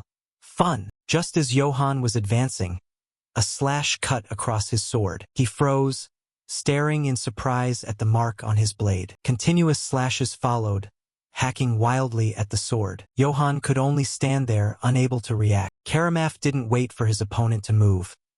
He was one step ahead, leaping forward with a barrage of strikes, and Johann barely managed to dodge, falling back. Karamaf struck down again. Johann scrambled to the side. The last move grazed a pillar in front of him. Instantly, the stone pillar shattered into pieces, massive blocks of stone crashing down as dust clouded the air. Seeing his opponent repeatedly dodge his attacks, Karamaf found it interesting. Recalling how quickly his previous opponents had fallen, a thought rose in his mind. He's far beyond that Brit's guy. Amidst the thick smoke, vision was completely obscured. Suddenly, a soldier came flying out from within. Quickly, Karamaf sliced the soldier in half, blood spraying everywhere. It was a feint, throwing a smoke bomb to create a distraction. This delighted him. Truly fascinating. Karamaf cast his eyes toward his opponent, his gaze and smile utterly ecstatic as he thought, "Entertain me more, you Ates bastard." Suddenly, Johann lunged with a quick slash. Karamaf threw up his arm to block. The strike was powerful, tearing through the armor and cutting deep into his flesh. Johann had attacked using his broken sword, leaving Karamaf filled with suspicion. Quick on his feet, he leaped back to keep his distance. Johann casually tossed the remaining stub of his sword behind him. As they faced off directly, the smoke began to clear, revealing the scene. Looking at the wound on his wrist, Karamaf couldn't believe it. The question burned in his mind. Did he just cut through Maidhanu's steel armor? Now, far from his previous overwhelming demeanor, he was trembling with fear. Johann picked up another sword and slowly stepped forward. Karamaf's eyes were now filled with panic. His inner self screamed, "Impossible! A human shouldn't be able to damage Thanu's steel. Who exactly is he?" Johann attacked again. The two sides clashed violently. Karamaf was stunned, unable to believe it. He had never heard of anyone with such power. After clashing for a while, he realized that, even as he saw the clumsy sword paths and the massive, persistent strength from Johann, he concluded, he's just an ox relying on raw power. He's just swinging wildly without any actual technique. Seeing an opening, Karamaf thrust straight ahead. It grazed Johann's shoulder. Immediately, Johann ducked low and then backed away. Watching his opponent struggle to dodge, he secretly confirmed, "Just as I thought. He can't even block a simple thrust." Seeing Johann only able to swing without strategy, Karamaf was once again doubtful. He's swinging entirely by instinct without any proper technique. Did Gessen never teach him real swordsmanship? He thought to himself, he's a dangerous one. I need to end this quickly. Recalling the nonsense sword path from the beginning of the fight, if he used that stupid slash again, Karamaf had already imagined a different ending. His precious head would leave his shoulders. In his heart, he challenged, "Come at me, you brat." But Johann stunned him, making him gasp, "What?" His sword path was like a python, coiling with immense skill. That snake slithered through, biting the target. The armor was too hard, causing the blade to crack under the strain, and though the sword broke again, it was still enough to slice through, leaving a large wound as blood sprayed out. Having been hit, Karamaf panicked. His eyes widened, his pupils shrinking as he watched Johann swing a fist toward him. Relying on raw strength, Johann dealt a direct punch. Karamaf was sent flying to the side, the armor denting significantly. Blood sprayed from his mouth as he stared in horror. He leaned on his sword to steady himself. Karamaf fell to his knees, clutching the wound and spitting out a mouthful of blood, his eyes filled with confusion. He ground his teeth in pure rage. This is Kegel's technique, assassination swordsmanship. Johann Ates, you've been hiding your true skills all along. Seeing Johann holding the broken sword, pointing it at him with murderous intent, Karamaf fumed. Damn it! I completely let my guard down. He put his hand over his mouth, but blood kept pouring out. Puddles of blood formed on the ground as he let out dry coughs. At this moment, Johann removed his helmet, looking at Karamaf with pure resentment. He slammed the helmet down hard onto the ground. He questioned him loudly, "Hey, why did you do all of this?" Karamaf looked up and replied hesitantly, "Everything. For His Majesty. The Holy Kingdom is more unstable than ever. His Majesty has drawn the imperial sword to set the empire right. The sword named Mavkara is." Speaking this far, he clutched his wound in pain, coughing violently. Then suddenly, Karamaf burst into a loud laugh and shouted, "I'm very impressed, Johann Ates." Then dropping his voice, he continued, "For decades, I've fought across countless battlefields and against infinite knights, but I've never met anyone as strong as you." Looking at Johann with resolve, Karamaf made a determined invitation. Come with me to the Empire, Johann. His Majesty needs a powerful talent like you right now. He painted a picture of endless favors. The Empire's infinite gold and silver would bring you glory, and you will receive vast, fertile lands. His Majesty himself will appoint you as his royal knight. And then Karamaf shouted, "Become the Emperor's sword, Johann." Johann fell into thought, reflecting on every word he just heard. Infinite gold and silver. Huh. Then he stood still, looking up at the sky. It was an indescribable, strange feeling. Johann closed his eyes and pondered. That is the life I once dreamed of. But for some reason, right now, I don't feel anything at all. Having reached this thought, he answered firmly, I refuse. Despite the promising prospects, Karamaf couldn't believe the answer. He blurted out, "What?" Johann shouted in hatred. "Get out! You didn't just kill my family, but also innocent serfs, people who did absolutely nothing wrong." Karamaf was puzzled. "Serfs? You're refusing my offer? Because of some serfs?" He ground his teeth in anger. A second later he screamed, "Who cares about their deaths? What? Don't tell me your mother was some lowly serf? They are insects, weak insects. The strong drink the blood of the weak. Those are the rules of this world." Facing these words, Johann went silent, thinking to himself, "I'm sorry, master." He clenched his hands so tightly that his palms began to bleed, filled with rage. "I just can't control my own power." After a brief hesitation, Johann threw a straight punch right into Karamaf's face. Johann flew into a rage, unleashing a barrage of punches. Each word of reproach was a heavy blow. For the Emperor, because lives are worthless? By now, his anger had reached its absolute peak. Johann used every ounce of his strength to deliver a final strike, screaming frantically, "What makes you think you're so damn noble? So noble that you have the right to judge who deserves to live and who doesn't?" Karamaf's face was pummeled into a distorted mess. He couldn't fight back. Blood simply gushed across his entire face. Karamaf's whole body went limp, one hand trembling slightly. At the point of impact, Johann's fist was stained with the man's blood, dripping drop by drop. His rage hadn't subsided, and every vein on his hand stood out clearly. Right now, Karamaf was beaten to a pulp, lying on the ground coughing dryly. Johann didn't care anymore and turned to walk away. He hadn't gone more than a few steps when Karamaf spoke up. "You fool!" He struggled, shakily pointing a hand toward Johann, and croaked, "You should have accepted my offer." With teeth broken and his face disfigured, Karamaf stubbornly spat out, "It's too late now, you who broke the Emperor's sword." He warned him that from this moment on, he would know only suffering. Hearing those words, Johann turned his head back and glared. At that point, Karamaf's arm trembled. A second later, he lost consciousness completely, his body going limp. Johann turned his back and walked away through the glowing smoke, ash fluttering in the air. He thought to himself, "This world accepts death so casually. To survive, all I ever thought about was money." Johann's hands were still clenched into fists, his anger yet to cool, as he thought hesitantly. But witnessing every village submerged in a sea of flames and the people being murdered made his blood boil even more. They had slaughtered everyone in our territory. Our families and neighbors were all killed and burned. Stepping over the fallen bodies of the soldiers, he determined that even if the whole world became his enemy, he would only do what had to be done. He would never regret his actions, no matter what anyone said. Johann's eyes became more determined than ever as he affirmed, "This is my way of life." Right in front of the city gates, a soldier stood guard in the dark night as a commotion broke out. Jane stepped inside. He questioned him in shock. "I'm asking you one more time. Is everything you just said the truth?" A soldier covered in bandages replied fearfully, "It's the truth. Not a single lie. I swear." "Please, sir. You have to believe me." The soldier recounted the horror.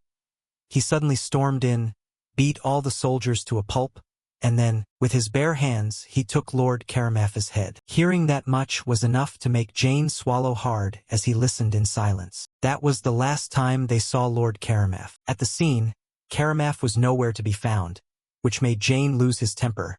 He barked angrily, "If what you say is true, Then Lord Karamaf's body should be in there. How do you expect me to believe such baseless words without a shred of evidence? Questioned so sharply, the soldier didn't know how to explain. He could only stammer, insisting, That's the part one don't understand either, but I definitely saw it. Another soldier approached to report, Lord Jane, the pursuit team is ready. Jane clutched his head wearily and replied, I know. I'll be out in a second. Hurried footsteps echoed somewhere. Jane shouted orders to the soldiers, passing the command down to the entire army. The whole army listened, weapons drawn. An explosion of sound as they all cheered, Pursue him! Kill him! Jane ordered again, the target is Johann Eitz. The sound of running footsteps on the other side grew more urgent. A traitor defiled by his own blood, and the prime suspect in the murder of Lord Karamaf. Meanwhile, Johann was carrying Karamaf and running for his life amidst the soldiers' attacks. Over here, Jane screamed orders incessantly. Hunt him down! Kill him if you must, but bring him back at all costs. Understood. Constantly pursued, Johann was forced to fight while carrying the man. Though he faced difficulties due to the burden, he handled each soldier quickly and efficiently. Over here, the whole team turned pale as they heard Jane's warnings. I heard he can tear through Orinus steel with raw strength alone. Do not engage him one-on-one. Treat this as a dragon hunt. Block every road around the territory. We will press him all night long until he collapses from exhaustion. The soldiers were all bewildered by the information. One of them couldn't stop stammering. Lord Karamaf is dead. Jane slowly emphasized each command. We must bring that bastard's head to his majesty. Johan resaled Philips instructions. Listen carefully, Johan. About 500 paces northwest of the hunting grounds, you'll find my stables. Go there, take a warhorse and escape. You must survive at all costs. Taking temporary shelter under a tree, he set Karamaf down and panted heavily. Looking toward the silhouette of the building, he guessed. That must be the stable Philip mentioned. I'm exhausted. I thought it was over for me. Talk about luck. I thought hiding Karamaf's body would cause some confusion. But the pursuit team is moving faster than I imagined. Still, since his armor can serve as a shield, maybe I should keep carrying him until I lose them. Johann patted his thighs, struggling to stabilize his strength and boost his morale. He encouraged himself. All right, let's go. Approaching the building, Johann opened the door and stepped inside, the door creaking in the quiet night. What met his eyes was a sturdy white horse. It looked incredibly fierce and snorted at Johann. Seeing the white horse, Johann was certain. So this is Gessen's warhorse. Stroking the warhorse, he whispered, Thanks, big guy. While petting him, Johann was overjoyed. With this horse, he could at least catch a bit of rest in the saddle. Observing it for a moment, he hesitated and thought, Let's see, your name will be. Finally, Johann called out, Nice to meet you, Philip. Elsewhere, a soldier shouted when he saw a flash from a distance. I see something shining over there. I'm certain it's the glint of Orinus steel. Search every corner of this area. Simultaneously, everyone went on high alert, ready for anything as the commander roared. That bastard is definitely nearby. Within the formation, another soldier spoke up. I hear hoofbeats. Suddenly, the silhouette of a horse thundered past them. They looked closely at the figure in the saddle. Someone recognized him and screamed, It's Johann Eitz. He's escaping on horseback. Man and horse flashed past, bolting forward. The commander ordered, Shoot him down. Don't let that bastard get away. Upon hearing the command, waves of arrows were loosed at once. But they were all deflected by Karamaf's armor, which Johann was carrying. And so Johann rode through the night, quickly losing the pursuit team and heading deep into the Black Forest. After traveling a long distance, he stopped and dug a hole. Looking down, he thought, this is probably deep enough. Even if he was a piece of trash, not burying a human being just doesn't feel right. Turning his head back, Johann hesitated. Anyway, his armor really does look expensive. He held the sword in his hand, giving it a test shake. Johann thought suspiciously. Light yet incredibly solid. This sword is made of Orinus steel. Drawing the sword from its scabbard, he saw strange characters engraved on the blade. Johann was stunned. Imperial ancient language? The inscription translated to, "I am the retriever of seals." He muttered the phrase, "Retriever of seals." Johann grew angry at the hidden meaning. Retrieving family crests? Even the name sounds like a bad omen. It feels like this sword is my sworn enemy. After a moment, Johann made his decision, holstering the sword at his hip. He tossed the armor into the pit. "I'll take the sword for now, but I'm burying the armor." Having to bury such a valuable item made Johann regret it deeply. Damn it, what a waste. But carrying it right now won't help. I'll definitely come back for it later. Decision made, he shoveled the earth back in. He planted the shovel into the fresh dirt. The body and equipment were buried. He was exhausted, his body trembling with a bit of anxiety. Is this good enough? He cast a contemplative gaze. Johann thought to himself, Karamaf, the Emperor's knight. Once word of his death gets out, the whole empire will be hunting me. The countless knights under him will surely try to avenge him as well. And he remembered Karamaf's dying words. From this moment on, you will know only suffering. Closing his eyes, he reflected on his life thus far. My life has been nothing but suffering long before I beat him to death. What should I do now? The Eight's house is burned down. I don't even have a single coin, and I can't sell this precious armor. I'm so drained. My hands won't stop shaking. I'll rest for a bit and then figure it out. Sensing someone behind him, Johann jumped. He drew his sword, spun around, and went into a defensive stance. A massive black wolf with glowing red eyes stood there. Johann froze when he recognized it. A black wolf, trembling from exhaustion and facing a formidable foe. He cursed irritably. Damn it! You show up now of all times? Right when I'm completely spent. Johann frowned, his mind racing with confusion. In this state, there's no way to win. My hands are shot. I can barely even hold this sword. He stepped back cautiously, looking for an opening. I need to get to the horse and get the hell out of here. From the distance, Johann's heart nearly stopped when he heard a shout. We found his horse! The troop converged on the horse's location, searching everywhere. The commander kept shouting. We've captured the bastard's horse? He must be close. Johann turned back in a panic. The Aquitaine wolves, have they caught up already? The commander pointed in one direction, screaming, Over there! I heard something. In that moment, Johann had been spotted. He gritted his teeth in anger. Damn it! Surrounded on both sides, Johann had no way out.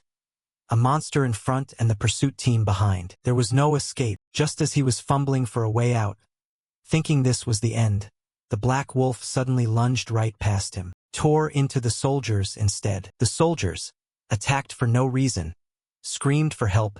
It's a monster! Help me! Witnessing this, Johann was stunned. What? Did it not see me? Snapping out of it, no, that doesn't matter now, it's clearing a path, this is my chance. Johann's body could barely hold up. One knee gave out suddenly. He gritted his teeth, forcing his body to move. I have to act. If I don't move now, I'm dead. A second later, Johann summoned his last bit of strength and let out a long scream. Then he lunged forward, trying to run. He managed to scramble onto the horse's back, and seizing the moment, he galloped away. Memories of childhood rushed back.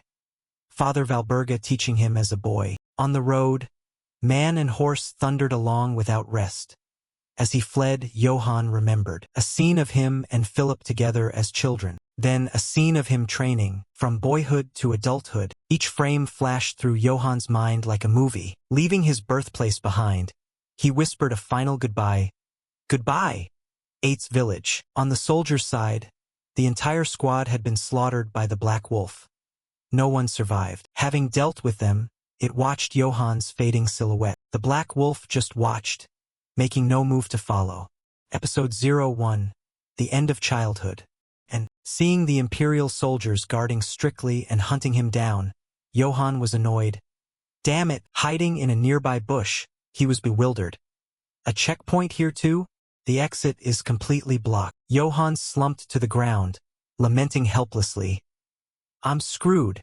Since I escaped, I haven't eaten, slept, or done anything right. I didn't expect to be hunted by the Aquitaine wolves for 3 straight days. The number of times I've nearly died.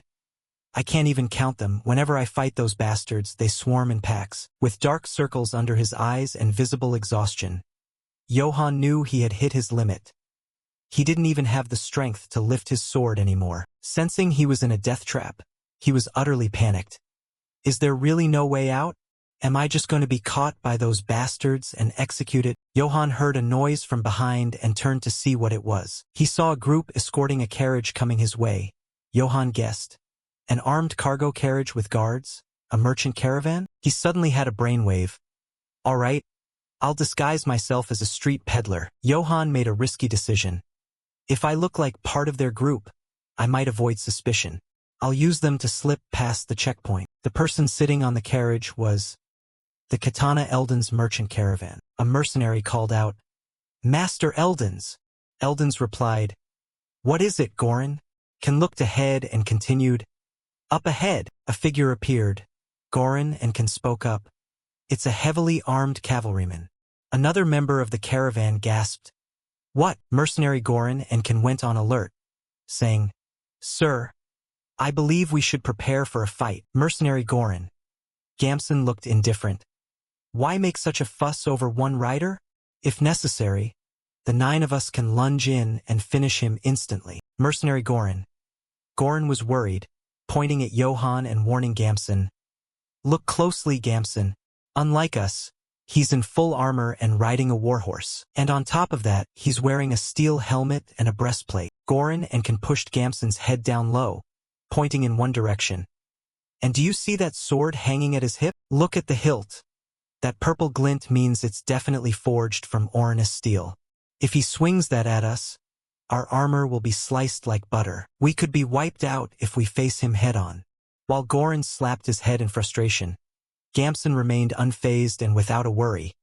He tried to explain to his teammates, "Wiped out? Really? Don't you think you're overreacting a bit? There are 9 of us here." 9. One of the caravan members pushed Gamson over, barking angrily, "Someone get this idiot out of my sight. I can't think straight because of him." The others were equally irritated, slapping Gamson's head. "Come here, you moron.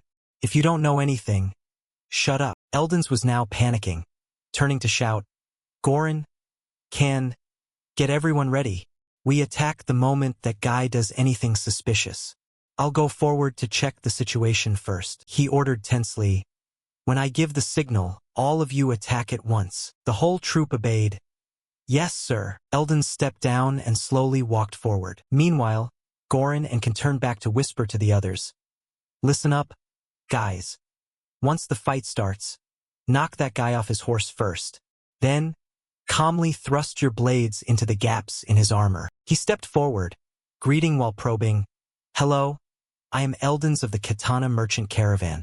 I wish to avoid any unnecessary misunderstanding. May I ask your name, sir?" Seeing the person approaching wasn't human, Johann jumped slightly. "Wait, a catman?" Seeing everyone's faces darken with high alert, Eldons was now both bewildered and suspicious. Seeing the tension, Johann was equally flustered. He thought to himself, "This is bad. Is he suspicious of me because of how I look right now? First, I need to make him lower his guard." A second later, Johann spoke up to greet him, removing his helmet to be more polite. "May the blessings of the gods be with you. My name is Johann. I look like this because I was attacked by bandits on the road just now. You don't need to be so wary." Pointing behind Eldons, he hesitantly made a request. "So, could you tell those gentlemen staring at me from behind not to attack me?" Eldons felt as if a burden had been lifted and burst out laughing. "It seems I've been quite rude. Please forgive me. As a merchant, I must always be prepared for the worst-case scenario." Johann replied, "Of course, I understand that. That's why." He timidly petitioned, "Could you let me travel with your caravan? As you can see, I lost all my travel funds after the attack." At the same time, he offered a compromise. "If you can provide me with a bit of food and a place to sleep, I will help protect your wagons." Eldon stroked his beard and pondered. The boy certainly looked strong enough, and he didn't seem suspicious. After a moment he decided, "Very well, let's do that." Then Eldons pointed behind him and spoke up. "We are on our way to Marseille. It will be quite a long journey. You should go and get acquainted with the mercenaries over there. Johann thanked him profusely. I am immensely grateful to you. Although he was overjoyed, he was inwardly bewildered. Marcel? Where is that place? Eldons returned to the carriage. Goran couldn't help but ask out of curiosity. Huh? Master Eldons, what happened? Eldons answered vaguely but didn't forget to give a reminder. It's just a wanderer. Nothing at all. We'll be traveling together for a while.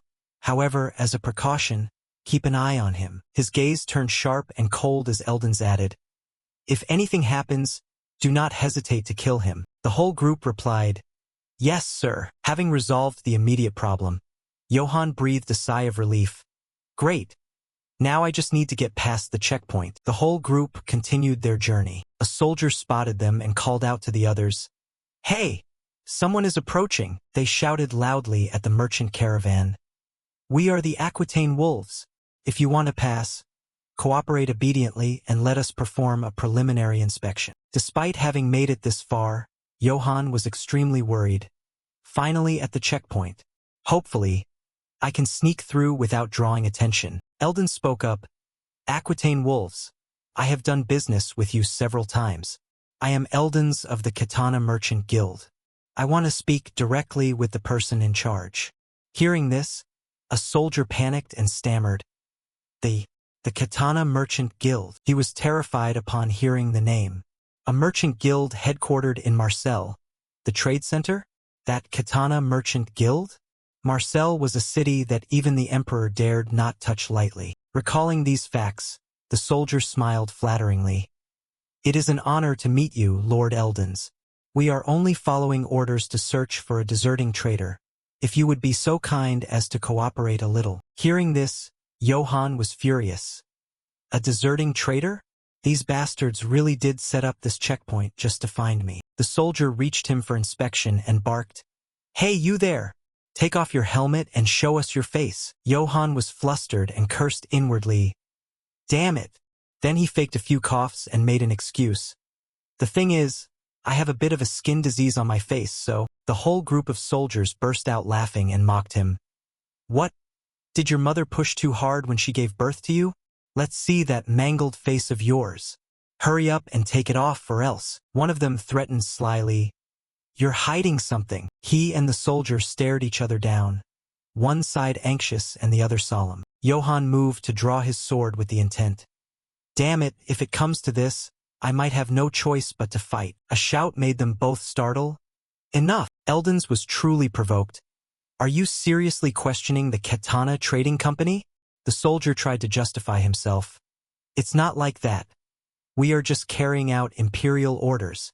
Eldons barked back angrily. I told you to go get your commander. Pointing straight at the soldier's face, Eldons scolded solemnly. If you interfere with our business any further, I will have no choice but to file a complaint directly with your captain. I'll go to the Marseille branch personally. The soldier could only helplessly order, Clear the way for them. The remaining soldiers pretended to whistle and looked away, acting as if they knew nothing. The soldier facing Johann tossed out a remark. You're lucky, you poor bastard. Johann breathed a sigh of relief. I made it through without having to fight. Finally, I'm out of here. But the soldiers still watched Johann intently. Their faces were grim and full of bloodlust. The caravan stopped. They lit a fire and sat down to rest. A mercenary spoke up to assign tasks. Everyone, check your equipment one last time. The night watch will be assigned to the oldest man and the newest recruit. Eldon sat in his tent, humming while reading something. One of the mercenaries spoke up. You said your name was Johann, right? You don't have anything special to do? So just go to sleep first. Johann thanked him hurriedly. Thank you, sir. He took off some of his equipment, then rolled it up to form a pillow and tossed it onto the area covered with a carpet. Lying on the carpet, Johann let out a shaky sigh. I didn't expect catching a few winks to be this difficult. Finally, I can rest. As soon as he lay down, he fell fast asleep. From above, a beam of light flashed. The face of a soldier peered out, grinning triumphantly. He turned back to give an order. Good. Everyone get ready. We will surround them from the hill and attack all at once. In the middle of the training grounds among hundreds of soldiers, A shout from a superior echoed, "This sergeant! PR on N." Defense in depth is a military strategy intended to delay, rather than prevent the advance of an attacker, buying time and causing additional casualties by yielding space. Rather than defeating an attacker with a single strong line of defense, defense in depth relies on the tendency of an attack to lose momentum over time or as it covers a larger area. During the battalion-level tactical training, defense in depth successfully implemented the defense in depth tactic, holding off a large company-sized enemy force with only a small number of troops. He demonstrated excellent tactical thinking and became an example for other servicemen. Consequently, he was awarded a commendation along with a 5-day for night reward leave. Commander of Unit XXX, Lieutenant Colonel Kim Yibak. At the invitation, the young soldier shouted solemnly, "Sir!" Johan smiled radiantly. Excellent. Truly unbelievable. Perhaps the military actually suits me. It's a good thing I studied strategy and tactics beforehand. The joy didn't last long, however. Life isn't always rosy. The backward and old-fashioned superior-subordinate culture, the killer shifts, and working conditions that were either scorching hot or bone-chillingly cold. His inner self screamed in despair, and the worst part was, there was truly nothing more painful. The salary was as tiny as a mouse's tail. He tried to struggle. Damn it, not like this. I'm deserting. But they wouldn't let go. Where do you think you're going? It's easy to get in, but you're not getting out. The insults rang out piercingly. Damn it! Johan snapped his eyes open, drenched in sweat. He was still clutching his sword. A dream. He let out a sigh of relief, sitting up and scratching his head in confusion. Johan thought, I couldn't even sleep well because of that military dream. My whole body is so sore. Suddenly, he looked up. In the sky, the moon emitted a blue light. The space was very quiet. At that moment, an arrow whistled through the air, aimed straight at him. With a thwack, Johan caught it with his bare hand. It was exactly 1 millimeter away from his eye. It took several seconds for Johan to catch his breath from the shock and fear. His nerves of alertness vibrated violently. An attack? Are those bastards following me? His body sprang up like a coil. He had thought he'd escaped safely. He had to warn the mercenaries first. Without hesitation, Johan shouted the alarm, "Enemy ambush!" Going back in time a bit, 5 minutes before the enemy alarm, the mercenaries were still whispering. What I wanted to ask was, Gamson grumbled in dissatisfaction. Why are we the only ones working ourselves to death? In fairness, that cavalryman should be assigned night watch too. The mercenary next to him yawned. Gamson, Ken ordered. Shut your mouth. He turned his head and questioned back. You're telling me to give the guard duty to a guy we don't even know? You don't think that while we're sleeping, that bastard could slit our throats, snatch all the goods, and bolt? Ken sighed in frustration. If you can't distinguish what's important and keep acting thoughtlessly like that, you won't last long in this business. He spoke up. Gamson glanced over, his gaze a bit hardened. I became a mercenary because I didn't want to be stuck my whole life in that godforsaken village, because I wanted to live like a real man. But, his face darkened with disdain. If I'd known the Goran mercenaries were a bunch of idiots who couldn't get anything done and froze up just because of one armored cavalryman, I wouldn't have joined this trash outfit in the first place. This successfully incited his anger. What did you just say?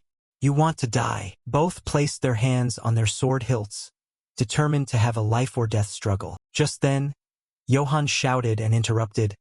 Enemy ambush! They immediately forgot their intent to bicker.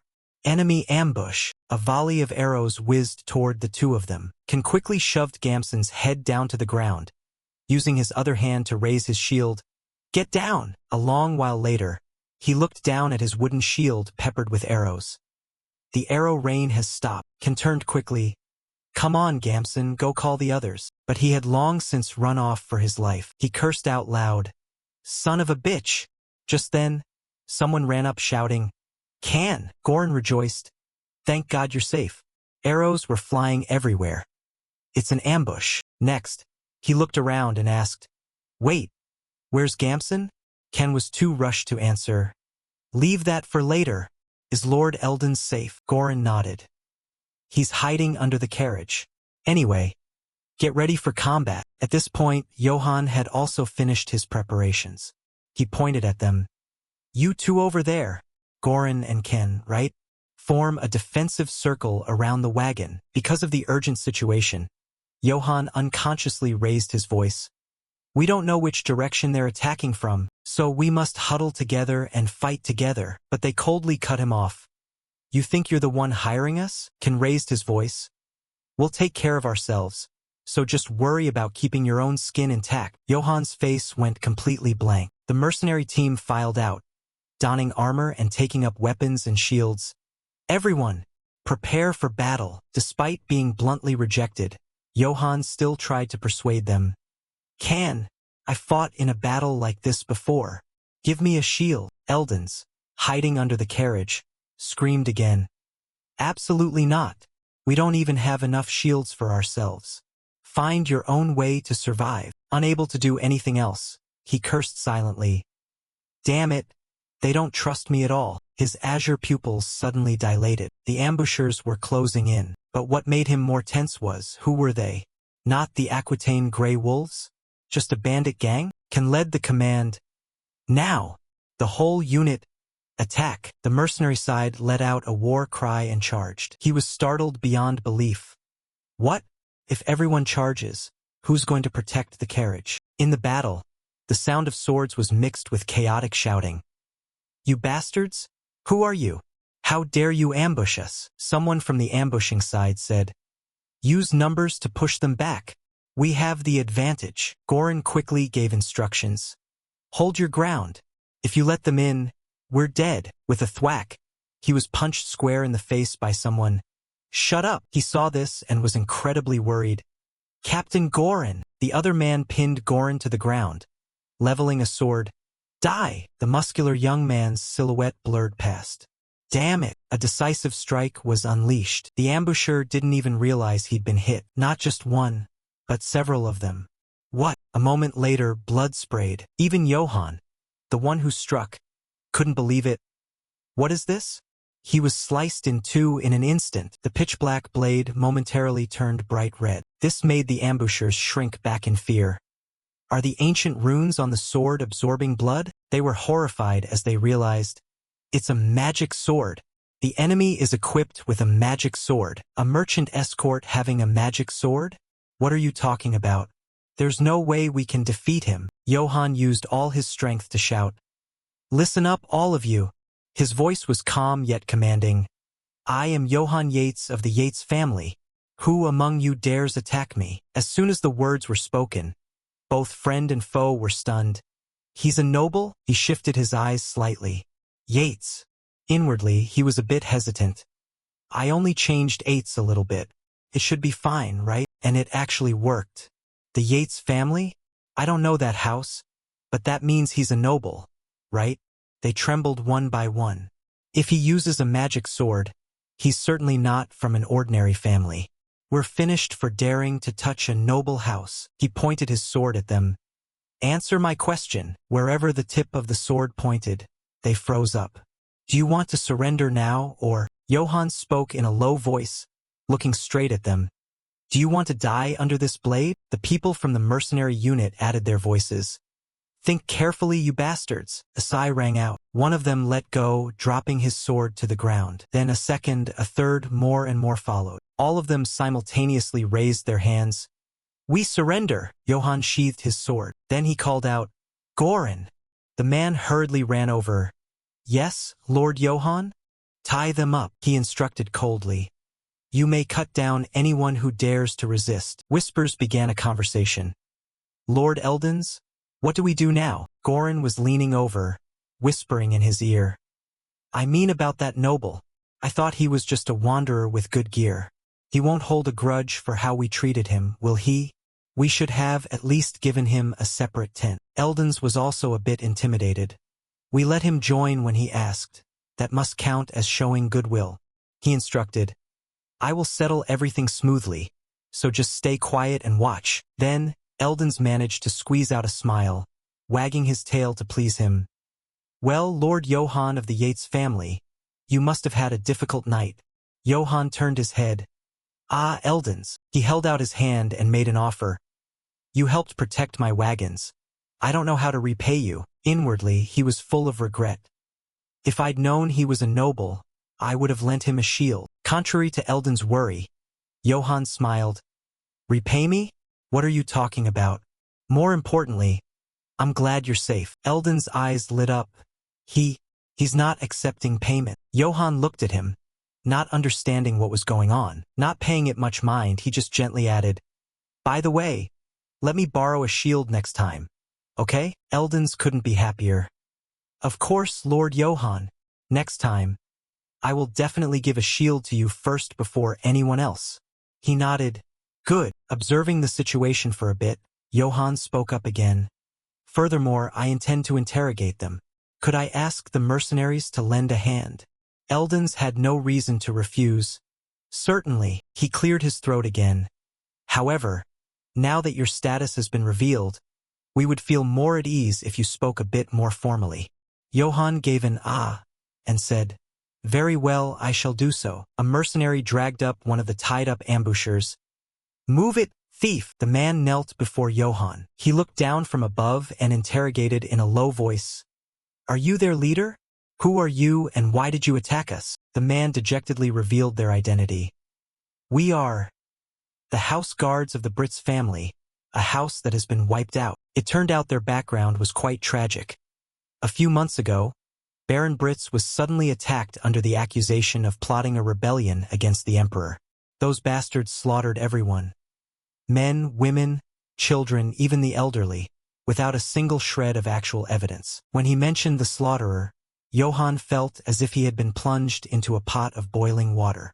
The ones who attacked our territory were the Aquitaine Grey Wolf mercenaries. We fought back fiercely, but once the noble executioner joined them, we were defeated and had no choice but to retreat. Goran turned to ask the person next to him about the noble executioner.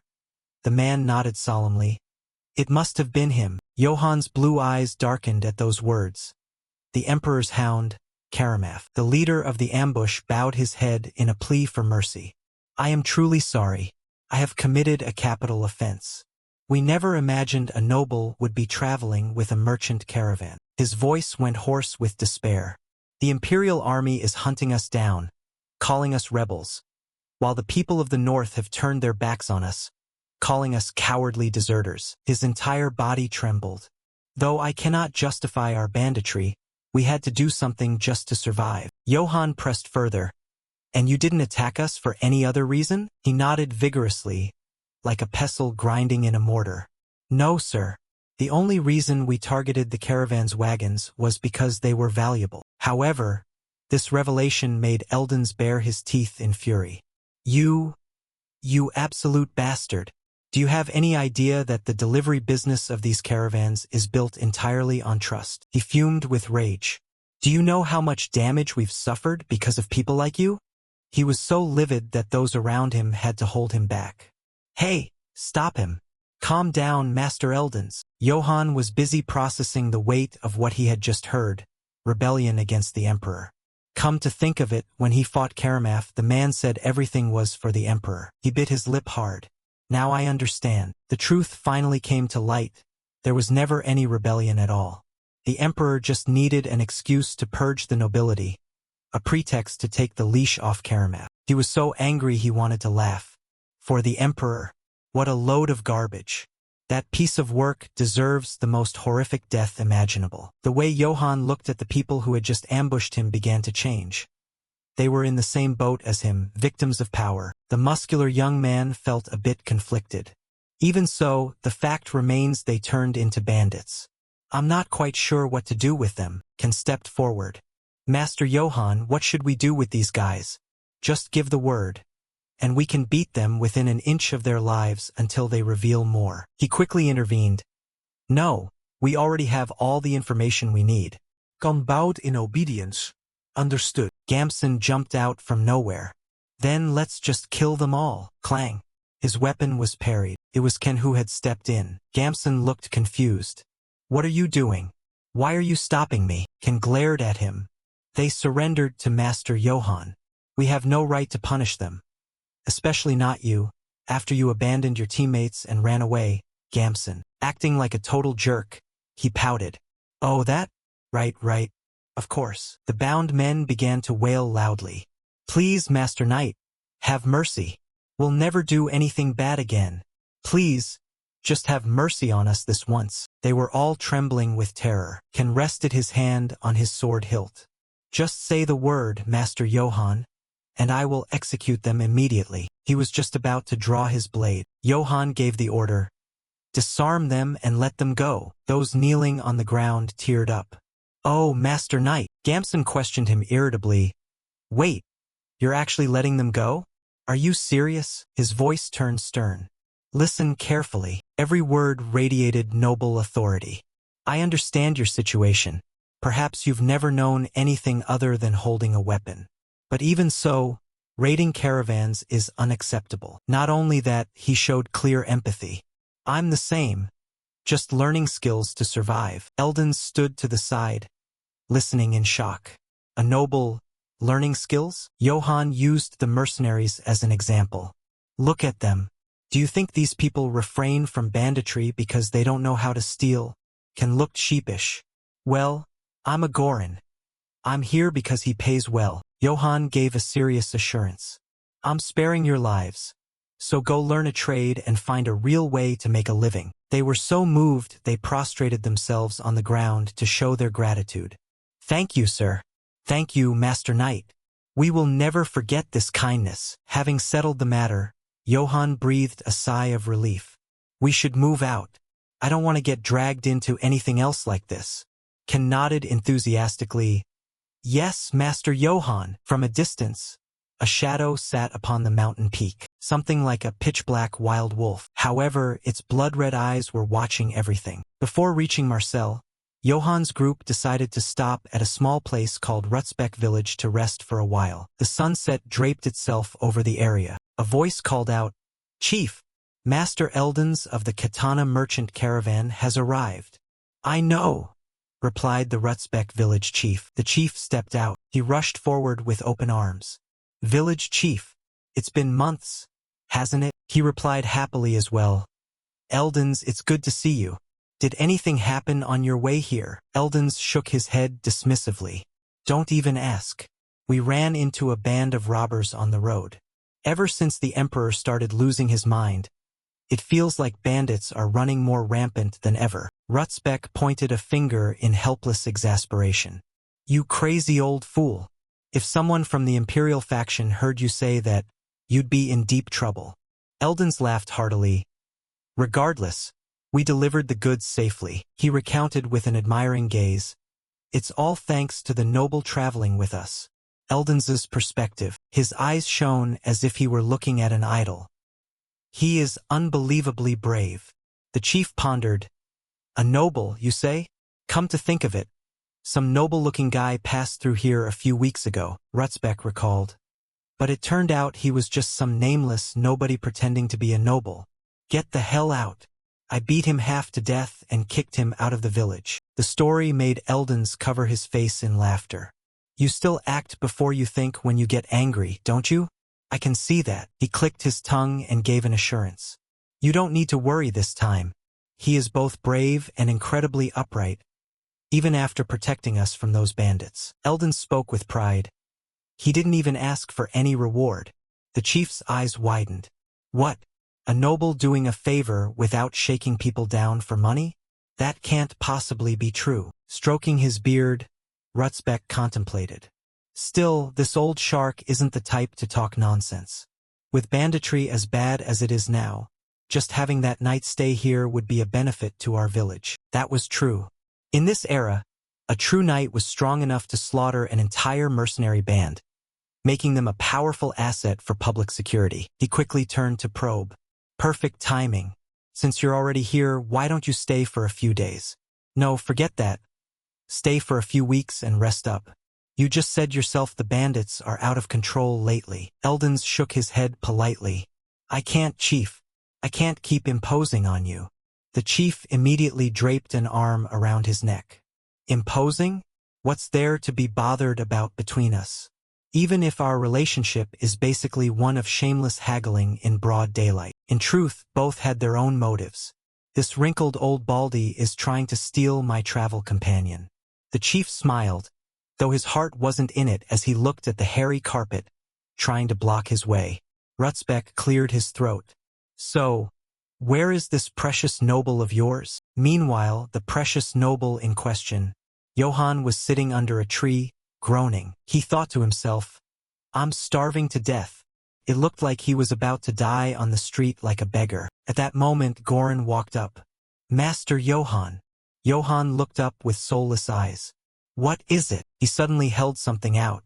Please accept this. When he opened it, Goran explained respectfully, This is the money you've earned. Johann's whole body felt recharged. Money? Goran scratched his head. We sold off all the bandits' assets and weapons. It's not a fortune, but it's a decent amount. He asked in disbelief. You didn't take any for yourselves? Goran asserted seriously. You were the one who captured them alive, so of course not, sir. For a moment, Johann didn't know what to say. Then he held the bag out. Here, take this and divide it among your subordinates. Goran was stunned. What? Goran stammered, pointing at the bag. No, this is way too much. They surrendered to you, Master Johann. By right, all the spoils should be yours. It's fine, he comforted him. Don't worry about it. Tossing a few small coins in his hand, Johann spoke while silently shedding tears. I've taken my share. The amount was so small, Goran gasped. You're only taking that much? He forced a smile. I said it's fine, didn't I? In his heart, he was weeping. It's not fine at all. It hurts like hell to give up money I bled and sweated for. Internally, he gritted his teeth against the pain. But compared to running into the Aquitaine Grey Wolf territory alone, paying to travel with a mercenary band was 100 times better than going solo. Suddenly, he placed a hand on Goran's shoulder as the man was about to speak. Besides, I wasn't fighting alone. He put on the most dignified smile he could muster. We fought together. That means we're teammates now. In his head, he wondered, is this enough to buy a little goodwill? Having finished, Johann turned his back and waved. If that's all, I'm off. Just as expected, Goran was truly moved to the point of tears. Master Johann, a heart that cares for those under him. This is the true dignity of a knight. Inside the tavern, the mercenaries were talking loudly. Goran tapped his glass for attention. Listen up, everyone. Master Johann has shown incredible generosity to all of you. He laughed loudly. He has shared the proceeds from the spoils. Line up and come forward one by one to receive your share. This was unprecedented, so they were all skeptical. Did I hear that right? He's sharing money that should be his with us. A silence fell over the room. Took a moment for them to believe what they were hearing. Cheers erupted one after another. Johann. Johann. Johann. And the subject of the cheers, in the back room of the tavern, was snoring away. A faint sound of footsteps echoed outside. The wooden door creaked open slowly. A draft blew in, extinguishing the candle by the table. Johann remained still with his eyes closed. The intruder's eyes flashed red with ferocity, just like the glint of the blade in his hand. Around that time, specifically, the night before the attack on Johann, Goran had excitedly announced, Master Johann has been generous and shared the spoils with everyone. Line up and step forward one by one to get your share. Everyone was thrilled, cheering loudly. They shouted in unison, Johann! Johann. Seeing their reaction, Johann rejoiced inwardly. Good, everyone is satisfied with that pittance. I kept all the valuable silver coins while still winning their favor. What a steal. I've successfully built up some serious goodwill. At that moment, someone approached and asked, Are you Master Johann? He asked in surprise. You know me? The old man smiled. Of course, sir. You're the noble traveling with Master Eldens, right? Beside him, someone invited him deferentially. I will take you to our best room. The katana caravan has already covered all the costs. Please, this way. Johann was quite pleased. Eldens finally repaid the favor in his own way. Excellent. I was tired anyway. Thinking this, he agreed. All right, lead the way. Meanwhile, an argument was breaking out back at the main group. Why? Why am I the only one who didn't get a share? Goran stated flatly. You hid while everyone else was fighting. Gamson, you don't get a single coin. The guy tried to argue. But that's, Gamson muttered angrily. Damn it. They actually left me out. Suddenly, his eyes went wide in shock. He saw Johann walking with the old man from earlier. A prominent sword was hanging at Johann's hip. Gamson smirked with a calculating look. There it is. A short time later, at an inn, Johann was relaxing, soaking in a bathtub. He muttered with satisfaction. Finally, I feel like I can actually get some rest, along with a comfortable bed and warm bathwater. Who knew such simple things could make me so happy? Johann now realized he had no idea that a wanderer's life without a home was so miserable. He looked back at the past. Back then, he didn't realize that sleeping in an old bed was such a massive luxury. Even though he was born into a noble family, he still thought that life was difficult. But an incident occurred, and then that crazy emperor leveled our territory to the ground. I wasn't the only victim. Johann decided not to dwell on it anymore. Anyway, I survived, so I'm probably luckier than most. At the same time, he scolded himself. Damn it, I should have accepted Karamapha's offer. His current worry was that at this rate, the Imperial Army would surely catch him and execute him. That's why I need to think of another way. Right? Johann reflected on the past, realizing those men hadn't been able to do anything to Eldons. For that reason, he deduced that a proud mercenary group wouldn't be afraid of a lowly merchant. They must certainly be wary of the merchant guild Eldons belonged to. Johann grew even more confident. Yes, he remembered learning about merchant guilds at the village market when he was young. It was recorded in books that merchant guilds within the same network share information and finances across borders. And if it is a powerful guild, they can mobilize politicians, nobles, or even a nation's military. Based on these facts, he understood that if he wanted to survive while being wanted by the Empire, he needed to approach a merchant guild at any cost. However, Johann was currently exhausted. Oh well, he'd settle those complex matters later. For now, he needed to fill his stomach and get some sleep. The silent night gradually descended. He was fast asleep after a series of exhausting days. The door to Johann's room was slowly opening. He seemed to remain in a deep sleep, showing no signs of waking. A gaze full of murderous intent flashed in the dark night. He stared intently at the sword Johann clutched tightly in his sleep. He tiptoed closer, reaching his hand toward him. And the main objective was that sword. Johann grabbed his hand and questioned him. Don't you people ever get tired of this game? He was filled with pain mixed with terror upon being discovered. Johann interrogated him coldly. Answer me, are you one of Karamaf's hounds? He panicked, hurriedly swinging a knife to threaten him. Let me go! However, he was flung right out of the room. He lay painfully sprawled out on the ground. Before he could regain his composure, Johann grabbed him by the ankle. He pleaded desperately for help. Please, please save me. A late regret followed as the attacker realized too late that the man he had just provoked was no ordinary person. Returning to the moment 5 minutes before the incident inside the inn. While the old man was also drifting deep into a beautiful dream, Gamson and his accomplices stealthily made their way upstairs. He was the youngest of the mercenary group. Gorn Gamson whispered, Hey, are you sure it's okay to leave that task to that guy? PRA, a youth from Rutsbeck village, confirmed. Of course, PRA even bragged. Vullen is the strongest in Rutsbeck. You know how fast and strong he is, and he's carrying a dagger and a mask. No way he'll get caught. While speculating, Pell is probably stealing the horses exactly as planned. Indeed, Pell, the horse enthusiast of Rutsbeck, was mesmerized. So this is a warhorse? It looks incredibly fierce. Unable to restrain himself, Pell tried to ride it. Be good, little one. He was also very curious. But Gamson, is that noble sword really that expensive? Gamson asked back. PRA, wasn't it? Have you ever seen a sword that can slice a person in half like butter? He talked incessantly. I saw that sword split an armed soldier's body.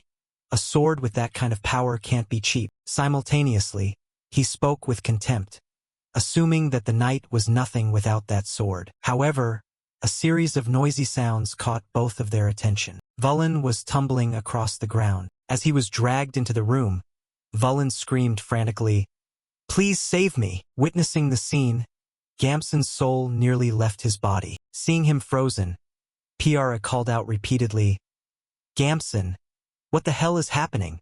Gamson fled in a panic. I don't know. Run if you want to live. While PRA called out in confusion, Gamson, as he fled, he had only one thought. We're doomed. His intuition told him something was wrong. The old man was also woken up. Who are you people? The old man insistently called after them. Who are you too? Wait, is that you, PRA? PRA hurriedly denied it. I'm not PRA. While the old man fumed. What kind of monkey business are you idiots up to now? The two quickly ran to the meeting spot. They frantically called out, Pell!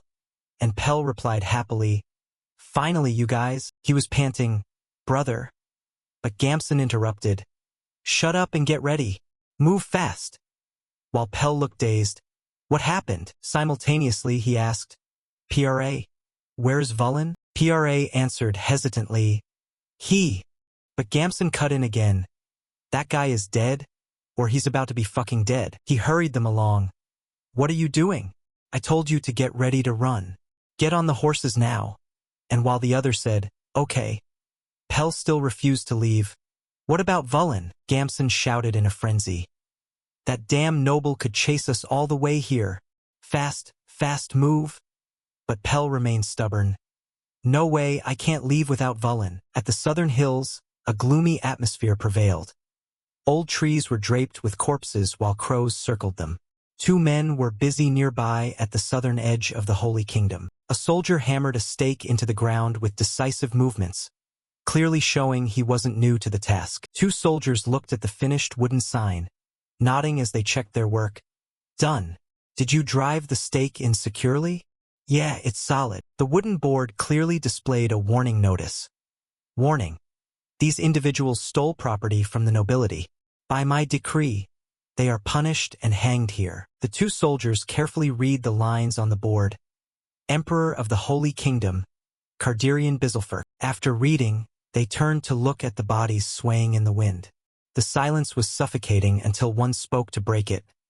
What did they steal to end up hanged like that? Did they take a noble family's crest or something? The other lowered his voice to reveal the truth. Hearing it, the soldier beside him whipped around in disbelief. I heard they stole 1 chicken and 3 eggs from Baron Dvorzab's estate. What? The soldier's eyes went wide with fear mixed with pity as he glanced at the bodies hanging from the trees.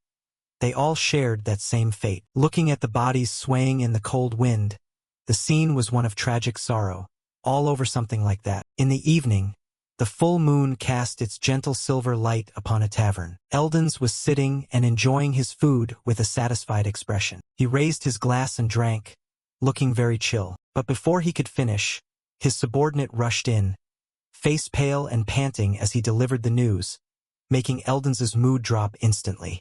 He let out a long sigh and asked wearily, Master Eldons, there's trouble. What is it? The subordinate reported quickly with a serious face. Upon hearing it, Eldons spat out his drink in pure shock. It's Gamson from the mercenary group. He was caught trying to steal from Master Johann Eitz. Eldons immediately leaped up, his face distorted with shock as his brain failed to process it. Shouting, What? After calming down, Eldons sat back down, held his glass, and leaned his forehead on his hand. He let out a heavy sigh. Damn it. This is a huge mess. I hope I can use sweet words to persuade Master Johann to travel with us to Marseille. He rested his chin on his hand in thought, looking into the distance, trying to find a way to survive this tense noble drama. Eldon suddenly stood up, pointing a finger to give orders to his subordinate, and said calmly, Arrest Gamson immediately. The rest of us will act as if we had nothing to do with this. The subordinate was deeply impressed by his composure. Yes, sir. He thought to himself, he's so calm. So this is how a merchant from the Katana Guild handles things. Eldon sat back down, gripping his glass. He closed his eyes tight to maintain his composure despite the beads of sweat on his forehead. I need to stay calm. I've been through so much to reach this position. I will overcome this crisis too. After a long while, he opened his eyes, his gaze darkening with danger. I, Eldons, will not die over such a trivial matter. Regardless, I should think of a way to deal with that noble, just in case. Eldons clenched his fists and stared into the distance, his whole body tense. Under the full moon, a wooden house flying a blue flag appeared within the territory of Count Jarpen. Inside the house, 5 people sat around a dining table. Then the village head spoke. Well then, the village meeting is adjourned. Just then, someone burst in from outside, face pale and panting. The news killed the mood. Village head. It's a disaster. What happened? The village head froze after hearing the news. His face turned white, and his heart sank. Those troublemakers were caught trying to steal from the noble. He slammed his hand on the table and held his head in total helplessness. Those useless brats. Another person timidly spoke up, only making the village head angrier. He snarled back, so irritated he looked ready to explode. What should we do? Village head. You're still asking what to do now. With his face distorted by rage, the village head stood up, gesturing wildly and shouting. Gather offerings to present to that noble immediately, and while we're at it, bring out one of the slaves we're keeping in the village. Then the village head hesitated for a long moment, and then made a decision that left everyone frozen, unable to react. Prepare to execute those troublemakers right in front of the noble. Everyone in the room immediately erupted.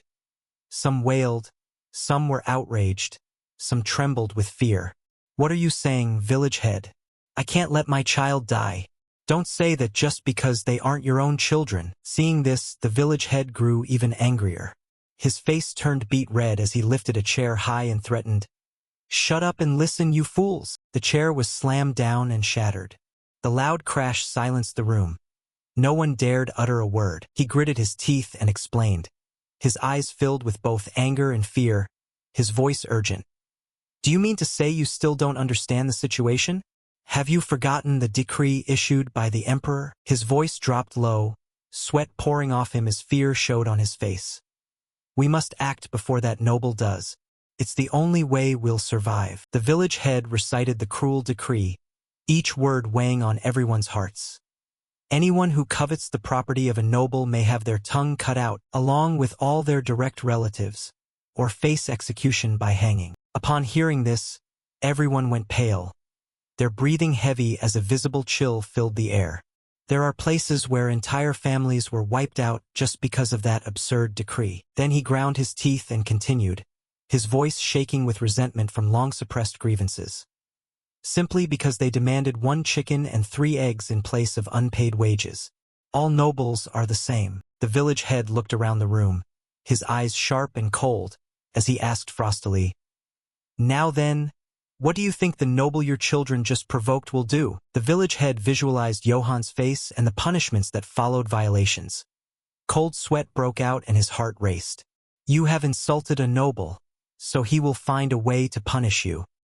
He might even chop off everyone's hands in this village while mumbling about knightly honor. But one person in the crowd argued tremblingly, But this is Count Jarpen's territory. No matter how powerful that noble's family is, if we appeal to the count. Hearing this, the village head pointed straight at them, his voice annoyed and his gaze full of contempt. Nobles only care about their little honor games. Do you think they care if we live or die? Then he slammed his hand on the table and shouted, Wake up, you idiots! Those who had lost their children burst into tears.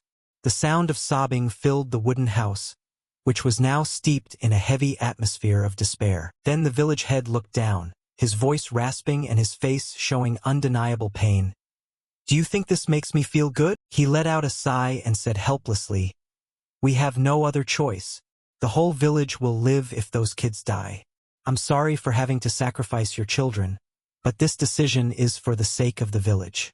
Accept it. The entire village moved to where the children were being tied up. For children were tied tightly on the ground, their faces bruised and tears streaming down. Johann sat on a chair, looking solemn with an overwhelming aura. But in his head he was thinking something else. Damn it! This has gone too far. Johann closed his eyes and thought, unable to decide whether to laugh or cry. He had thought they were assassins sent by the emperor.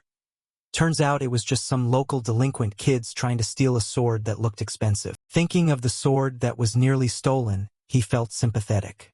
They probably did it because they noticed this sword. I should hide it from now on. Seeing the children crying, Johann felt a bit guilty.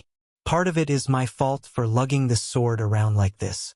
I'll just scare them a bit and then let them go. He sat leaning on the sword and let out a helpless sigh. My apologies. The village head stepped forward tremblingly, forcing a strained smile, and asked softly, Respected Master Johann, are you all right, sir? Hearing the question, Johann's face went grim, and he replied fiercely, No, I am not all right at all. He stared intently at the kids, his eyes sharp. So this is how you welcome sleeping guests in Rutzbeck village? By putting knives to their throats and rummaging through their luggage? Is that it? At that, the village head collapsed to his knees and slammed his head down hard. I am truly sorry. His forehead was red from the impact. He looked up, his voice shaking and fear clear on his face. It is all my fault for failing to control these fools. Johann saw that the other party had admitted fault and didn't want to make things harder. So he waved his hand and said, That's enough scaring. Fine, be more careful next time. You may leave. Dismissed. But as soon as he finished, the village head pulled out a knife and said, That is why. He was startled, jumping slightly when he saw the old man draw the blade. The man grabbed one of the offending children by the hair and raised the knife high, prepared to strike. I will personally make amends by taking their heads, for the sake of your honor. Seeing this, Johann scrambled, immediately reaching out to stop him. This crazy old man is making everything worse. Stop. I have no intention of. But the village head misunderstood, his hand shaking as he pressed the knife against the child's throat, making the child sob in terror. No, Master Johann. Those who have tarnished your honor deserve to die. Atanka, please don't do it. Spare us. Then he spoke softly, and then struck decisively. I'm sorry, Vulin. Seeing the scene, the mother hugged her head and wailed, crying and covering her eyes, not daring to look. No. I'm sorry, my son. At that, Johann growled and shouted in anger, Didn't you hear me? I told you to stop. The village head stopped, his hands trembling violently. Seeing the boy's angry expression, the village head froze, his whole body shaking, cold sweat pouring down, and his face pale. The villagers around also went silent, no one daring to breathe loudly in the face of Johann's rage. A tense atmosphere took over. Then he snapped in anger. Have you all lost your minds? You're going to kill someone over such a trivial reason. Johann looked at the villagers with a serious face, his voice dropping. If you want them to pay for their sins, then make them pay with money. The villagers were silent, their mouths agape, not understanding. Clearly their brains hadn't loaded this logic yet. Seeing no reaction, Johann frowned slightly, a fleeting worry in his mind. Was that too obvious? He gave a few light coughs, regaining his composure. Then I shall say it again. After that, he said solemnly, How can honor be worth more than a human life?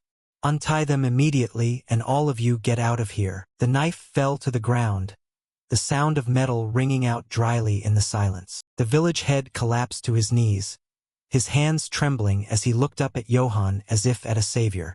Master Johann, I never expected you to make such a noble decision. Then the children's parents rushed forward, hugging their children tightly, sobbing from both fear and relief. But among them, one child was left alone with no relative running to him. His gaze was full of discomfort. Bra, my son. I'm sorry. I'm so sorry. Mother, I'm glad you're safe. The village head was still moved, thinking to himself, I can't believe such a noble exists. Eldons told the truth. I'm sorry, Eldons, for planning to skin you one day. Then the children and their families bowed to thank Johann. Thank you, Master Johann. We will never forget your kindness. Then one child apologized to Johann for his mistake, his voice shaking. Seeing this, the blond man was startled. I didn't realize what a respected noble you were and nearly became a victim of my own ignorance. I am truly sorry, Master Johann. Then his father struck the son's head, while the blond man spat in contempt. Consider yourselves lucky, you brats. If it were any other night, you'd be dead in a very gruesome way. Suddenly Ken walked over to the blond boy with a knife. Seeing this, the blond boy frowned impatiently and said, Good grief, finally. Hurry up and untie me. His head was full of irritation, blaming his bad luck for choosing the wrong path. Damn it! I shouldn't have joined this unlucky mercenary band in the first place. Before he could finish his thought, the boy was startled when Ken grabbed him by the hair and put a knife to his throat. He screamed, "I might be caught this time, but next time, I'll definitely." Then Ken leaned down and whispered a piece of advice. "Relax your body. It'll make it easier for you." The boy screamed in panic. "What are you talking about?" But before he could finish, swoosh, blood sprayed everywhere. Johann turned around and froze at the sight before his eyes. He stood there, unable to process it. Johann's eyes went wide, his mind blank, unable to believe what had just happened. What? Red blood sprayed out in all directions. The man slowly crumpled and fell. His head hit the ground, his eyes rolling back in their sockets. The man had been sent to the afterlife. Red blood flowed from him onto the ground. The man's bloody knife also dripped steadily onto the earth. Johann was horrified by this scene and demanded in shock, "What the hell? What the hell do you think you're doing?" Ken turned his head slightly toward him and said nonchalantly, "By the decree of the Holy Empire's Emperor, I have executed the one who coveted a noble's property." These heartless words of his left everyone in terror. Johann repeated coldly in anger, "It seems you do not value my words. I certainly said that I did not want to see their blood spilled." Seeing the dark look on his face, Goran felt a wave of nervous dread. Eldon just stood there with his jaw dropped, still too stunned to regain his senses. Ken spoke to him with a firm, logical voice. "Master Johann, even mercenaries have honor and a code of conduct they must follow. Gamson's cowardly actions have trampled upon both the honor and the lives of our entire band. I am simply protecting our dignity and our rules," he said, walking straight up to stand before Johann. He flipped the knife around and offered the hilt to him. Johann stared at the knife held out in front of him, his emotions suddenly becoming a tangled mess. Ken made his offer directly. "If you still believe that I have defied your authority, then punish me. I will accept whatever sentence you hand down." Johann stiffened slightly, caught between a rock and a hard place. Calming himself, he weighed the situation in his mind. He's right. Mercenaries have their own pride, and Can is trying to protect that honor even at the cost of his life. After a long moment, he reached out as if to take the hilt from the man's hand. Seeing this, Eldon grew so restless and anxious he didn't even dare to breathe. The others watched tensely, waiting for his next move, as Goran whispered a soft, "Kansas." Yet, contrary to everyone's expectations, Johann reached out and swatted the knife aside. He frankly admitted his mistake. "To be honest, I didn't consider your position. I apologize." Hearing him say that, though no one spoke, their expressions were priceless, especially Goran's. As for Eldon, his eyes looked like they were about to pop out of his head, his mouth agape in pure shock. Even Ken froze up as if he'd been turned to stone. At that moment, they all seemed to share the same thought. A noble is actually apologizing? Johann spoke up to remind Ken. "Put your knife away." The man finally snapped out of it, stammering as he sheathed the blade. "Forgive me." "Very well." Then he quickly bowed, thanking him sincerely. "Thank you for your understanding, Master Johann." Goran couldn't take it anymore and rushed to Ken's side, asking in a low, frantic voice, "What the hell were you doing, Ken? Do you have any idea how reckless it is to confront a noble?" Ken rubbed his neck and whispered back to Goran, "If I ever do that again, feel free to kick my ass." After witnessing the whole scene, Eldon was trembling all over. Overwhelmed with both emotion and admiration, he thought to himself, "This noble is like nothing I've ever seen. He is upright and brave, yet he doesn't abuse his power. How can someone like him even exist? Could he have come from some monastery?" The more he thought, the more his gaze turned into one of pure worship toward Johann. Thinking this over, Eldon made a firm decision. "If I introduce Master Johann to the Katana Merchant Guild, my reputation will skyrocket. I have to make him an ally at all costs." As the sun dipped behind the mountain, the carriage led the way, followed by the marching troop. Looking at the gold-plated watch in his hand, Johann felt a twinge of regret. "I picked this because it looked the most expensive, but it's just a broken watch. I really should have taken everything." Suddenly, He turned back to look at the person following him, thinking, I can't believe this. Now I have to look after someone else too. Godin noticed his gaze and spoke up respectfully. Master Johann? Johann instinctively recalled the events from before. At the village gate, a gravelly voice had shouted out to him, Master Johann! Atanka had hurried forward, bringing several valuable items to him, with Godin following behind. Atanka had bowed and scraped, saying, These are gifts prepared by the villagers to show our gratitude. Johann had asked curiously, What are these things? Saying that, he had casually picked up the shiniest gold-plated watch and asked the man, A watch? You actually had something this valuable here? Seeing him take the watch, Atanka had flattered him, saying, You recognize it? Truly, you have the eye of a noble. Then he had pointed to the filthy Godin standing nearby and said with certainty, Please, take this slave as well. He may not look like much, but he knows the geography of this land perfectly.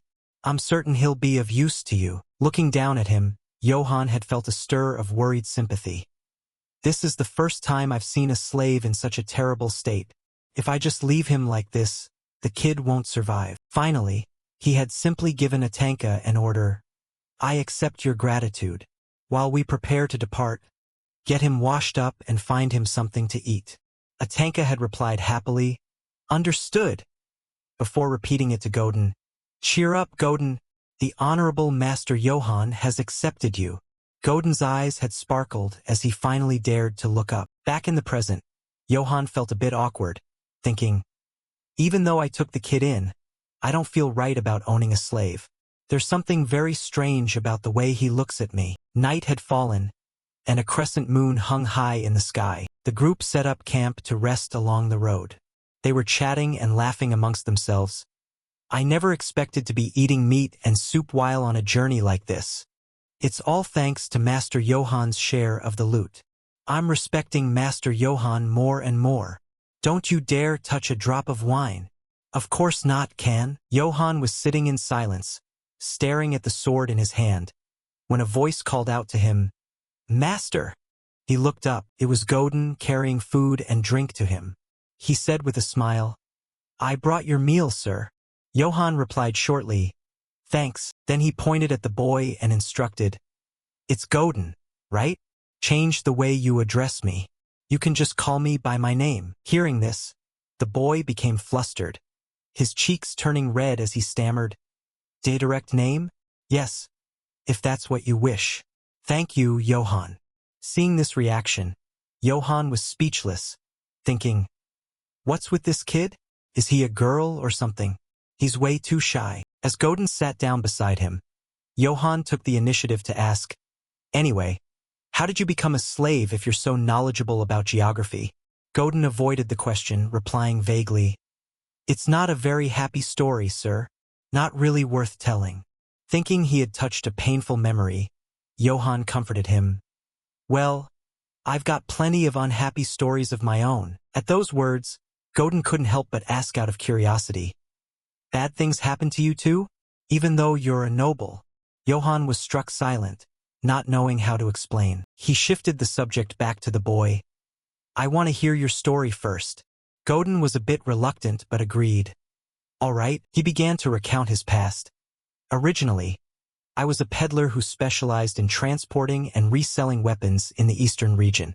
I mainly delivered weapons crafted by blacksmiths to nearby areas. Then, by order of a certain noble, I was dragged into a gold smuggling operation.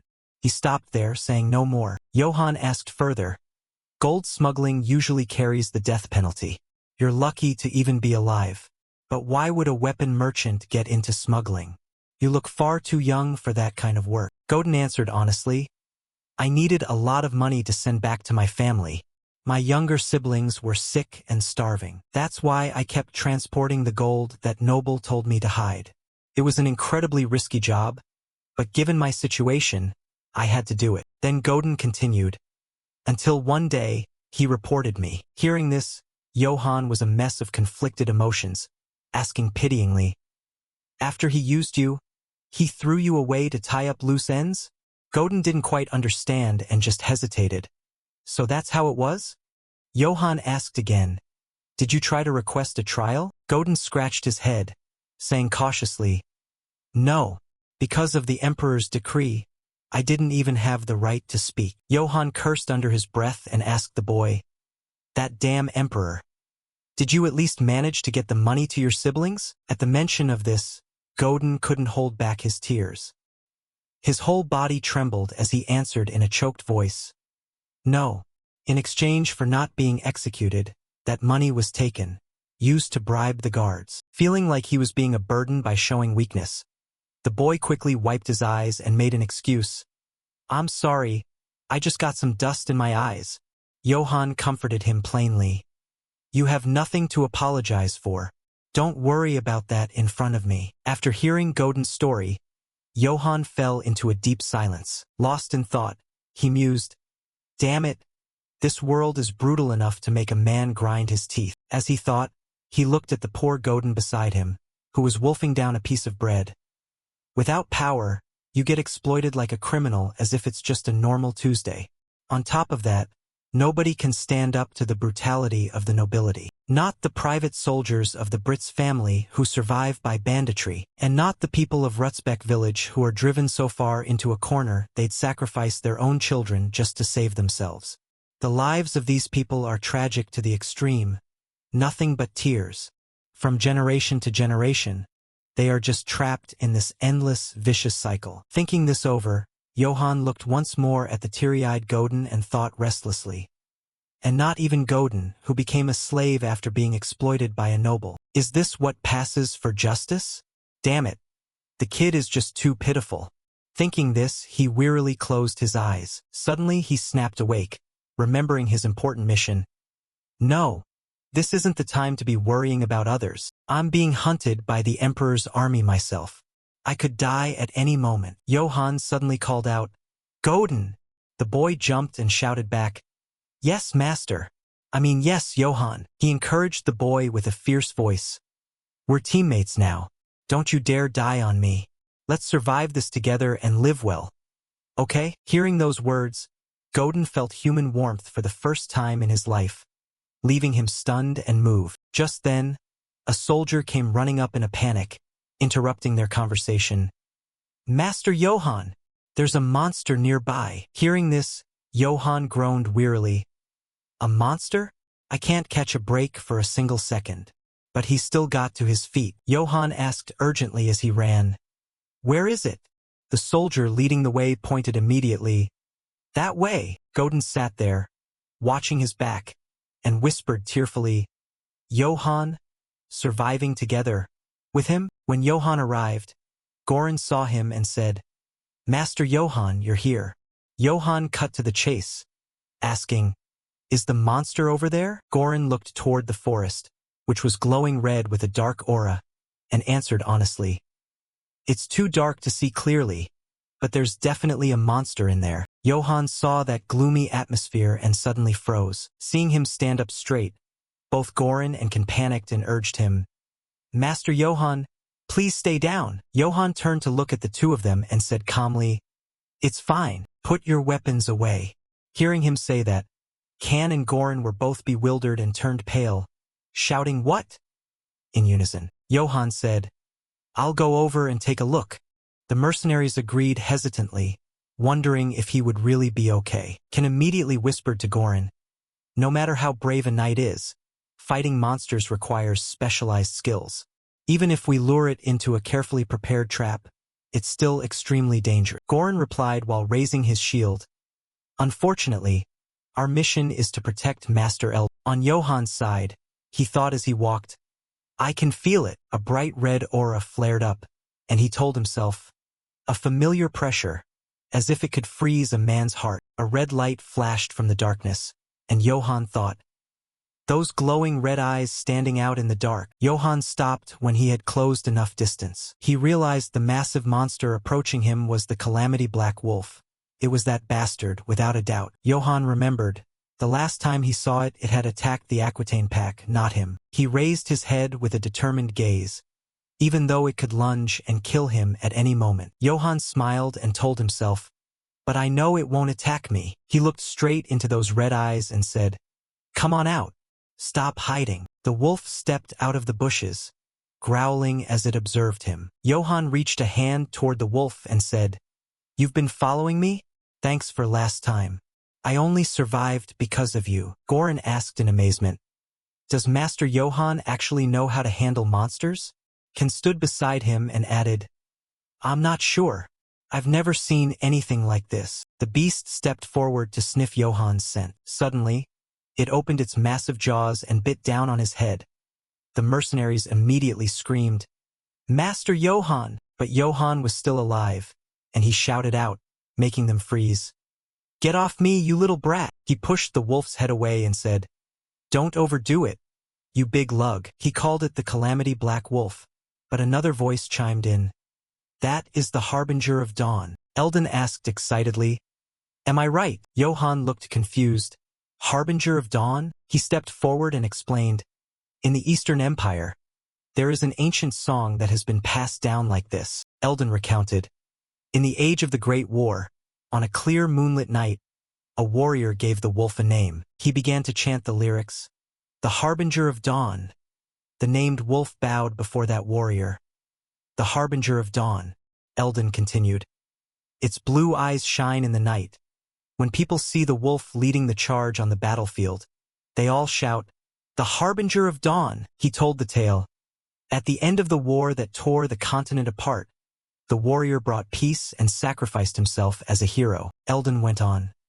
"The black wolf mourned for 3 days and 3 nights by his side. Then it set out for wherever order and a hero were needed. That is the," he finished the song, "The Harbinger of Dawn." Johann pointed at the massive wolf that was frantically licking his face and asked, "Are you sure you aren't confusing it with another creature?" "This thing is called the Calamity Black Wolf." Eldon explained, "The legend of the Harbinger of Dawn originated in the Eastern Empire.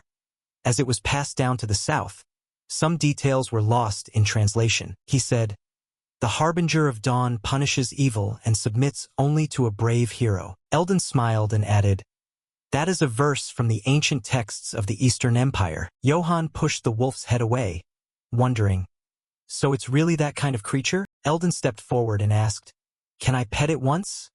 And he replied, "Go ahead." He walked toward the Harbinger of Dawn, cooing, good boy, such a good boy." But it opened its mouth and let out a roar that terrified him. Eldon muttered in a panic, "Maybe I shouldn't have done that." The Harbinger of Dawn, being petted by Johann, turned into a giant puppy. "Hey, easy now." Eldon stood nearby and wondered, "Is this wolf only gentle with Master Johann?" He suddenly stopped. "Wait a minute." Eldon remembered, "I'm certain a passage in the Eastern legend says that if you name a mythical beast that follows you, it will become your guardian spirit." He pondered, "Could a southerner from this remote region really be the hero of legend? It's impossible. But then again, what if it's really him?" Then Eldon asked, "Master Johann, have you named the Harbinger of Dawn yet?" Johann replied, "No, not yet. To be honest, I haven't had the chance." He immediately suggested, "Then why don't you name it right now?" Eldon continued, "If the legend is true, then something unbelievable will happen." Johann asked in surprise, "Really?" He looked at the Harbinger of Dawn and muttered, "So I'll name it? What should I call it?"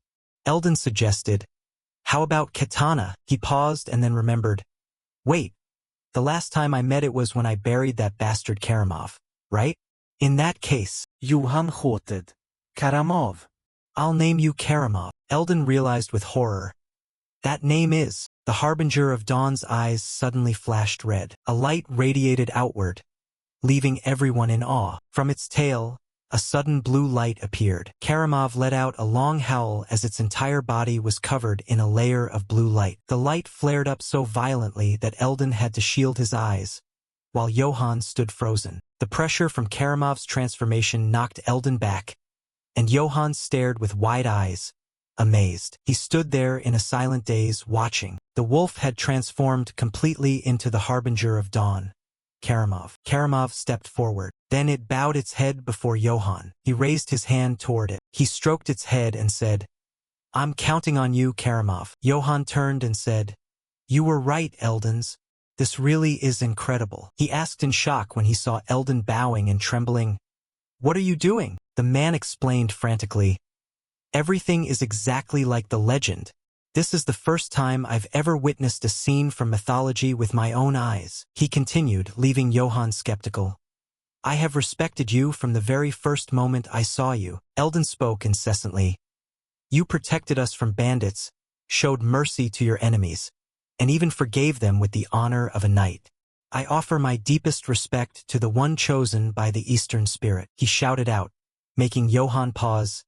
A hero of a chaotic age, the mercenaries whispered in amazement. Master Johann is... Godin also marveled silently. Johann is... They all shared the same thought.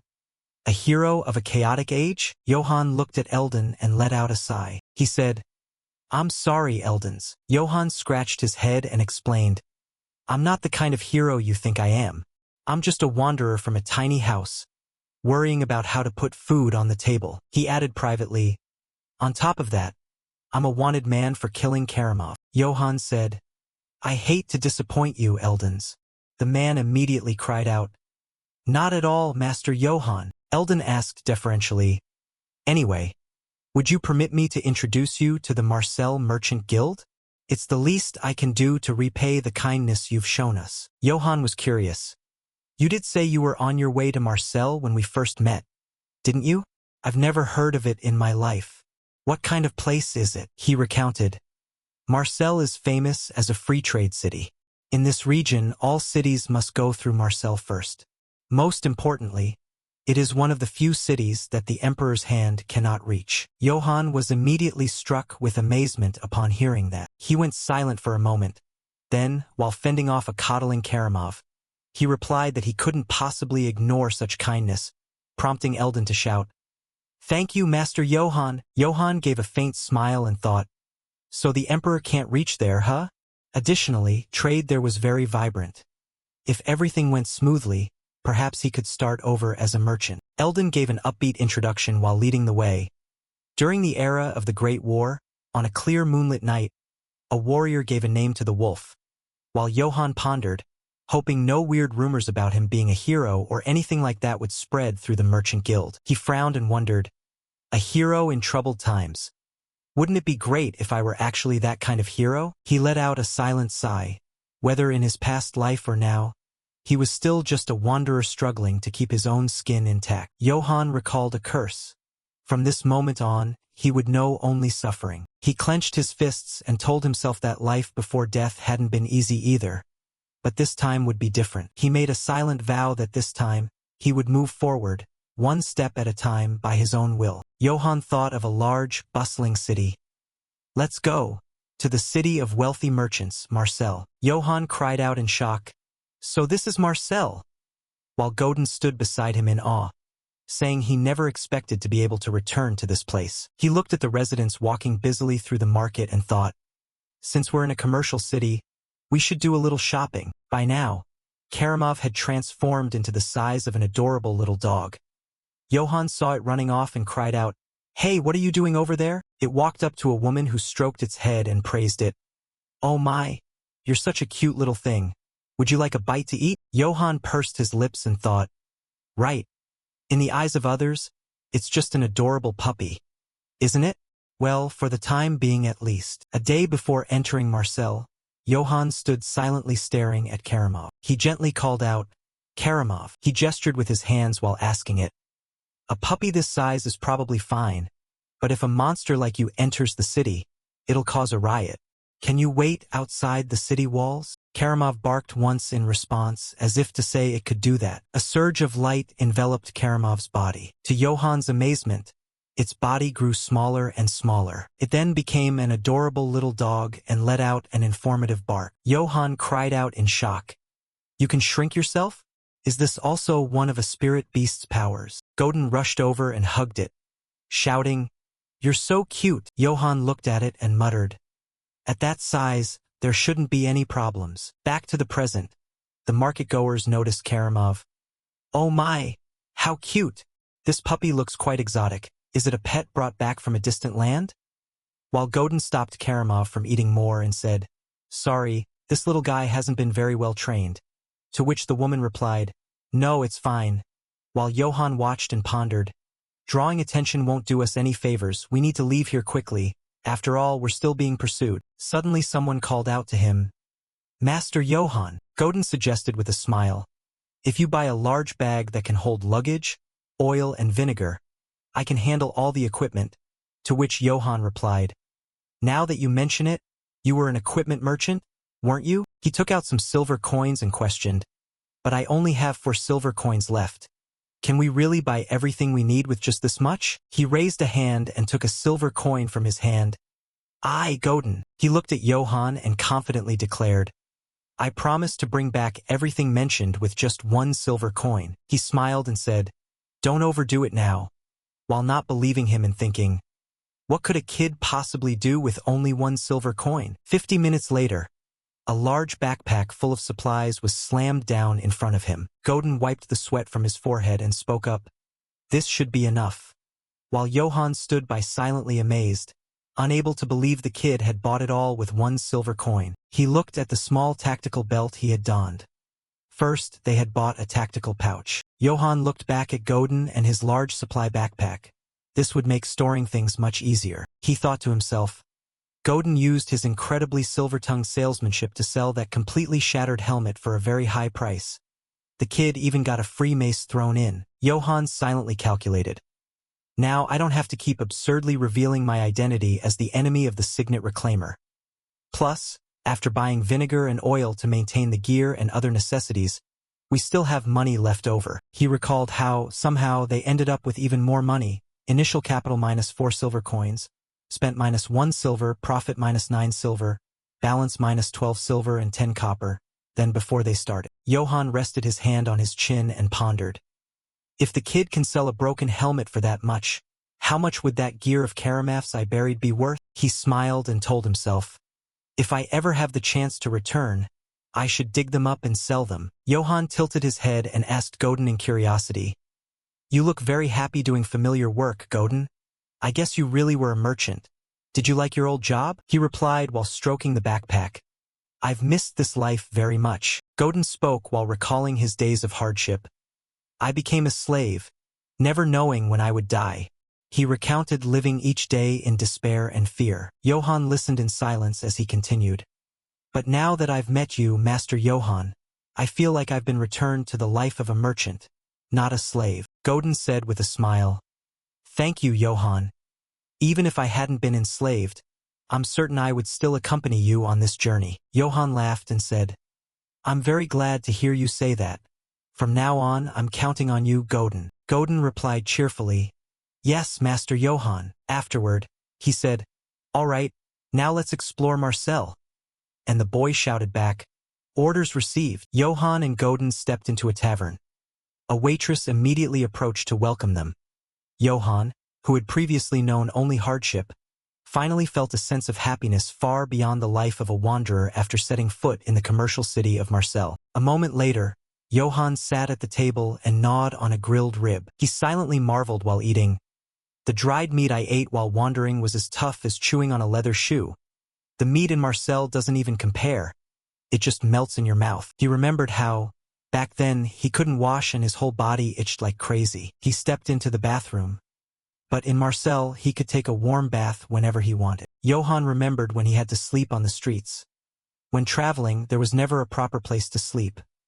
Every time he lay down, the damp, cold stones would dig into his body and cause pain. He lay on the bed with sparkling eyes. But in Marcel, he could sleep under warm, soft blankets. Johann joyfully declared, life in Marcel is just too wonderful. I've decided, I'm going to settle down and live here. The evening in Marcel gradually passed, and so Master Johann dreamed of settling down happily in Marcel. However, fate did not favor his wish. The next day, in Marcel's city square, crowds of people were bustling about. Johann bit into a skewer of grilled meat. He walked along and muttered to himself, life is so peaceful. It's been a long time since I could walk the streets so comfortably. Someone suddenly cried out, this is terrible. A merchant asked worriedly, another bandit gang? The woman replied sadly, yes, this time, they took Dave's daughter. What's more, all the goods they were carrying were looted. The woman said, I'm afraid to hear tomorrow's news, to which the old merchant replied. With bandits running rampant like this, how can the people live without anxiety? Godin whispered worriedly. It seems there are bandits around Marcel too, Master Johann. It was no wonder the atmosphere in town wasn't very good. A shout rang out. Damn it! A man wearing a sword and dressed in rags shouted at a merchant. I told you I'd pay later. Do you know who I am? His entire body was covered in dirt and dust. He roared. I'm just asking for one meat skewer. I haven't put anything in my stomach for 4 days. Johann looked at him and remained silent. The man was a straggler from the Aquitaine Grey Wolf mercenary group who had lost the main force while pursuing Johann. While wandering to survive, he had drifted all the way to Marcel. He suddenly stopped mid-sentence.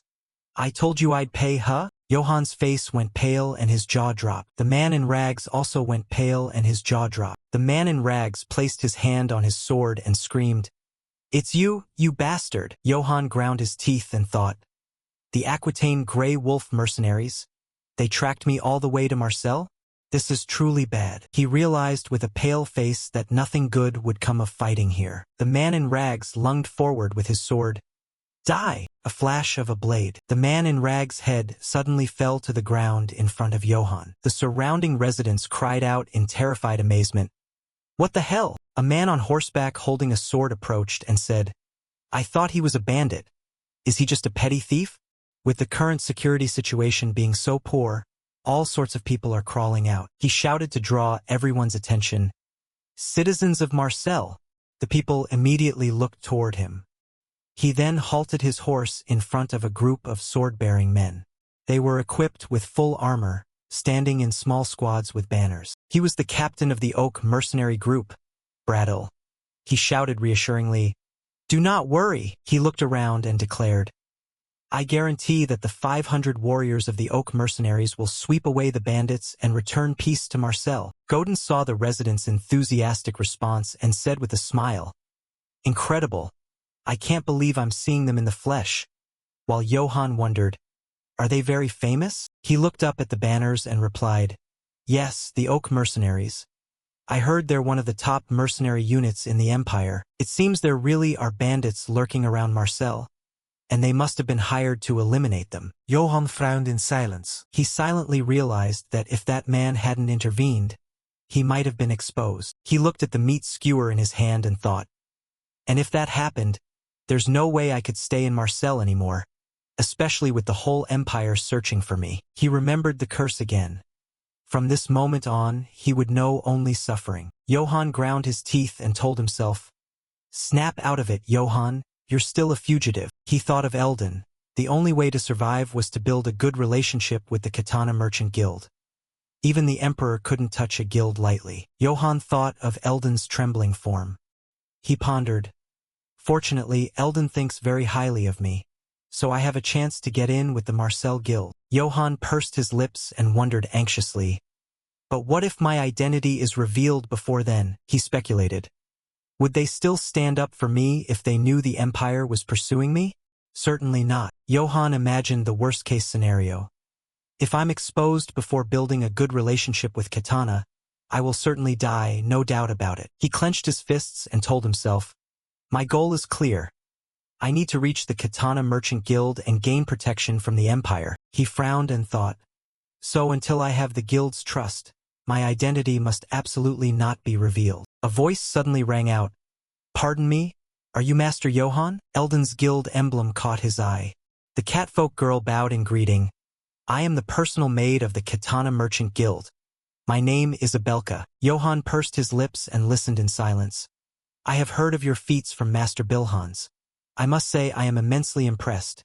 We wish to establish a close relationship with you and your family. She looked up and asked, If you aren't busy, would you be kind enough to accompany me to the Katana Merchant Guild?